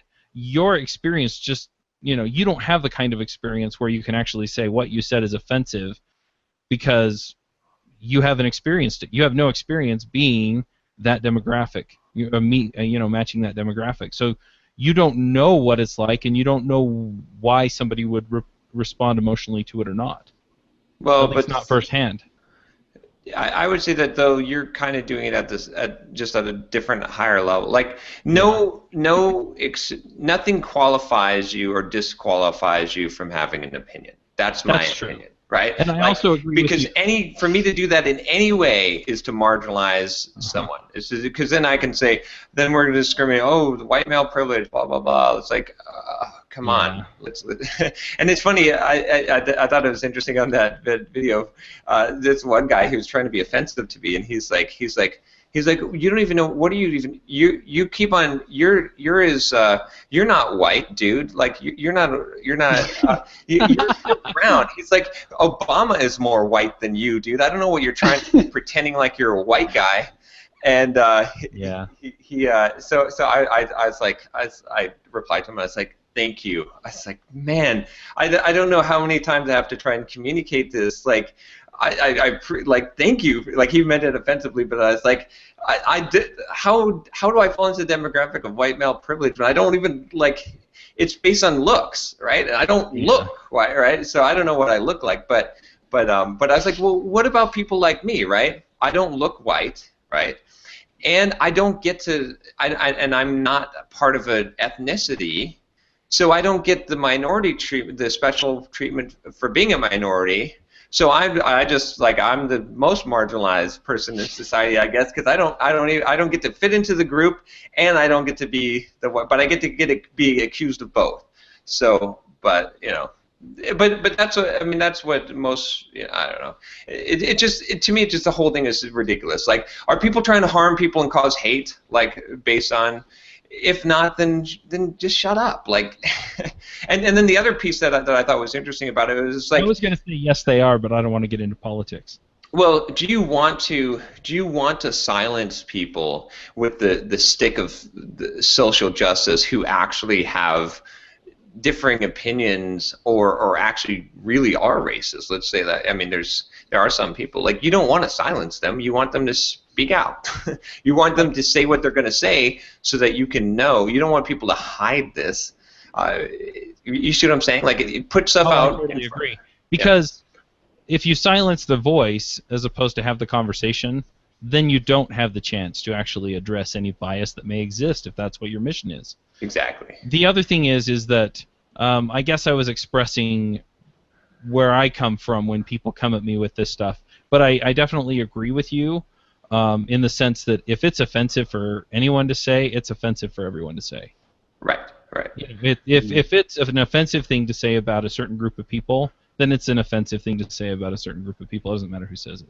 Yeah. It's just like black people using saying nigger, right? Like, okay, so you have to decide. Like, is this word a word that no one is going to say, or is it a word that is going to be fine for everyone to say, right? It's like otherwise you're going to marginalize a group of people, Yeah. So I don't have any problem. Like, I don't have to decide, but it has to be.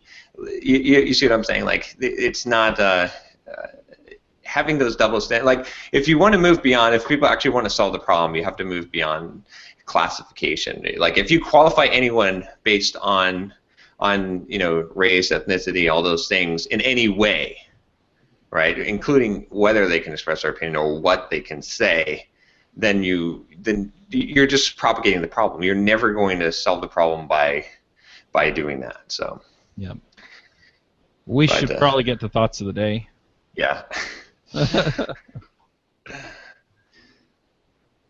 Because I could go and I could rant with you for hours on this because I have feelings too. But yeah, I did a response video though to the one. Yeah. Oh, nice.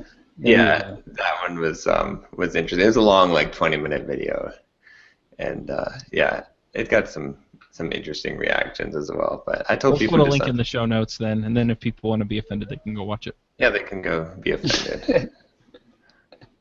It's funny too, because the whole time I was in China, like I'm just like people are just taking pictures of me and like what I mean, like look at the white guy, like or whatever, the giant goofy looking dude. Kinda famous. But taking pictures of white people in China is a racist thing to do. You could qualify it, right? Well, here's the thing: is that you could flip the script, right? Because, like, let's say, I mean, I had no problem with them taking pictures of me, running up to me, and introducing themselves because they're Chinese, telling me they're Chinese, obviously, right? And just like staring at me. I don't care. Like, it doesn't But if you flip the script, honestly, like, if a Chinese person was walking down the street and I was like taking pictures of them and like can I get your picture? Because get a picture with you and pointing, having my children point, that would not fly very well, right? Yeah. But I don't know. So that just shows how hypersensitive we are as Americans. Whereas in China, it's like, who cares? That's not a big deal. Like most places. I mean, and even like Rodrigo coming from Brazil, he didn't even think second thought about making that the thumbnail, and he shouldn't. Like, and it's not like I'm not culturally or history. I know about yellowface and people have used caricatures of people to discriminate them in the past, but we don't do that now. That's not like that's not what I'm saying, and it's obvious with intent when you try and do that, like so anyway. Yeah, it was funny because that when I saw that image, I immediately knew it was going to cause a firestorm, and I didn't say anything, and I'll have to think about how to handle this in the future because I don't necessarily. I'm less of a damn the torpedoes, steer into controversy than John is. So I'm not against controversy, but I would tend to shy away from it more than not. So I was I was debating whether to say anything. I was like, nope, not going to. And don't get me wrong, it's not like I want to steer necessarily into controversy, but what I want to do is make sure that I don't purposely steer away from it, because that's being inauthentic. And it's like, okay, this is there. I probably would have rather not had to deal with the problem. Yeah. But that's actually where I would have come from on it more than anything. Is like that type of thing can just become a distraction. So. Yeah. But I saw it as a teaching opportunity, right? Because when people reacted, able to present. I mean, even if you disagreed with me about whether it was racist or any of that stuff, the thing that I felt that I could convey that would be valuable to people is to say, if someone has a racist opinion or a differing opinion, you need to, instead of like hitting them with the baseball bat of social justice and saying this is wrong and inappropriate and deciding what is appropriate, first of all, for someone else, what you need to do is have a conversation. You want them to express it so that you know it, so it's not hidden, so that they don't overtly express racism. I mean, covertly express it, right? That's far more dangerous than overtly. Right. Like, so let people do it overtly, and then have the simple conversation and say, that's interesting. When you said this, when you said all troglodytes, are what? To me, that seemed a little bit. Why do you think that? Why do you think that all troglodytes are like this? And then they say, well, when I was a kid, my mother was severely beaten by a troglodyte. Oh, I see. Is this an actual racist term, or is John using you? I don't know enough about I don't know what a troglodyte is, so I don't know. It's a prehistoric crustacean. Actually. Okay, so there we go. So then speciesist, not racist. Yeah. So then they say, that's interesting. So I feel sorry for that your mom was beaten by a troglodyte, but in my experience, I haven't found troglodytes to all be violent. I can see that most of them are just stoned. Yeah, exactly, right. So that's an interesting. Do you think that maybe that's like influencing your view? Like, I would probably have a negative view of troglodytes if something like that happened to me. And then now you have a dialogue and a conversation, and someone could possibly reevaluate their. But if they post something and you're like, oh, you can't say that about troglodytes, that is just totally wrong. Need to bring attention to this. Let me just tweet this out. Look, this guy said something bad about troglodytes. He's such an asshole racist. We need to just make sure that then he still thinks the same thing, except that he thinks that you're an asshole now. Now he's like troglodytes and people with goatees are dipshits, and he just never expresses the view publicly anymore. But when he goes to hire someone, he's like, all of that pent up rage from you, like beating him with the stick of social justice, he just takes it out on that marginalized group of people and says and laughs, because now he's got his way of getting back. So that's the big lesson, I think. Like, I don't think anyone could disagree with that, and that's, to me, that's why it's worth going through a little bit of the pain of having people poke you with sticks, is because if you get that one piece, which I find hard to argue and I haven't heard very many people express, I think that makes a difference. So that's just my thoughts on it. That's my thoughts for the week. I love the way that John frames that. I don't think anyone else could disagree with that, and I'm like, oh, you want to bet? There's always someone out there, whether they have a good argument or not. It's true, but Yeah. Well, if that's your thought of the week, then let's see if I can pull one out that's a whole lot shorter than that. I mean, this week, for the most part, it's been interesting because, as I said before, I was going to get the sponsorship stuff automated, and then I wound up working on the conference stuff because I felt like that was more important. And just being able to reprioritize and figure out, okay, what is the most important thing that I can be working on? What's going to have the biggest payoff or the biggest impact in the area that I want to work in, and then just working on that and ignoring everything else for a while. It's been really great because I feel like I've made all this progress. And once I get the rest of the conferences that I have ready to go up, then I can focus on the next thing, which will be the sponsors. And then I can focus on the next thing, which will probably be the book or one of the conferences or something like that. So anyway, it's been kind of fun to just go, okay, this one thing, and just find that one thing, that one priority.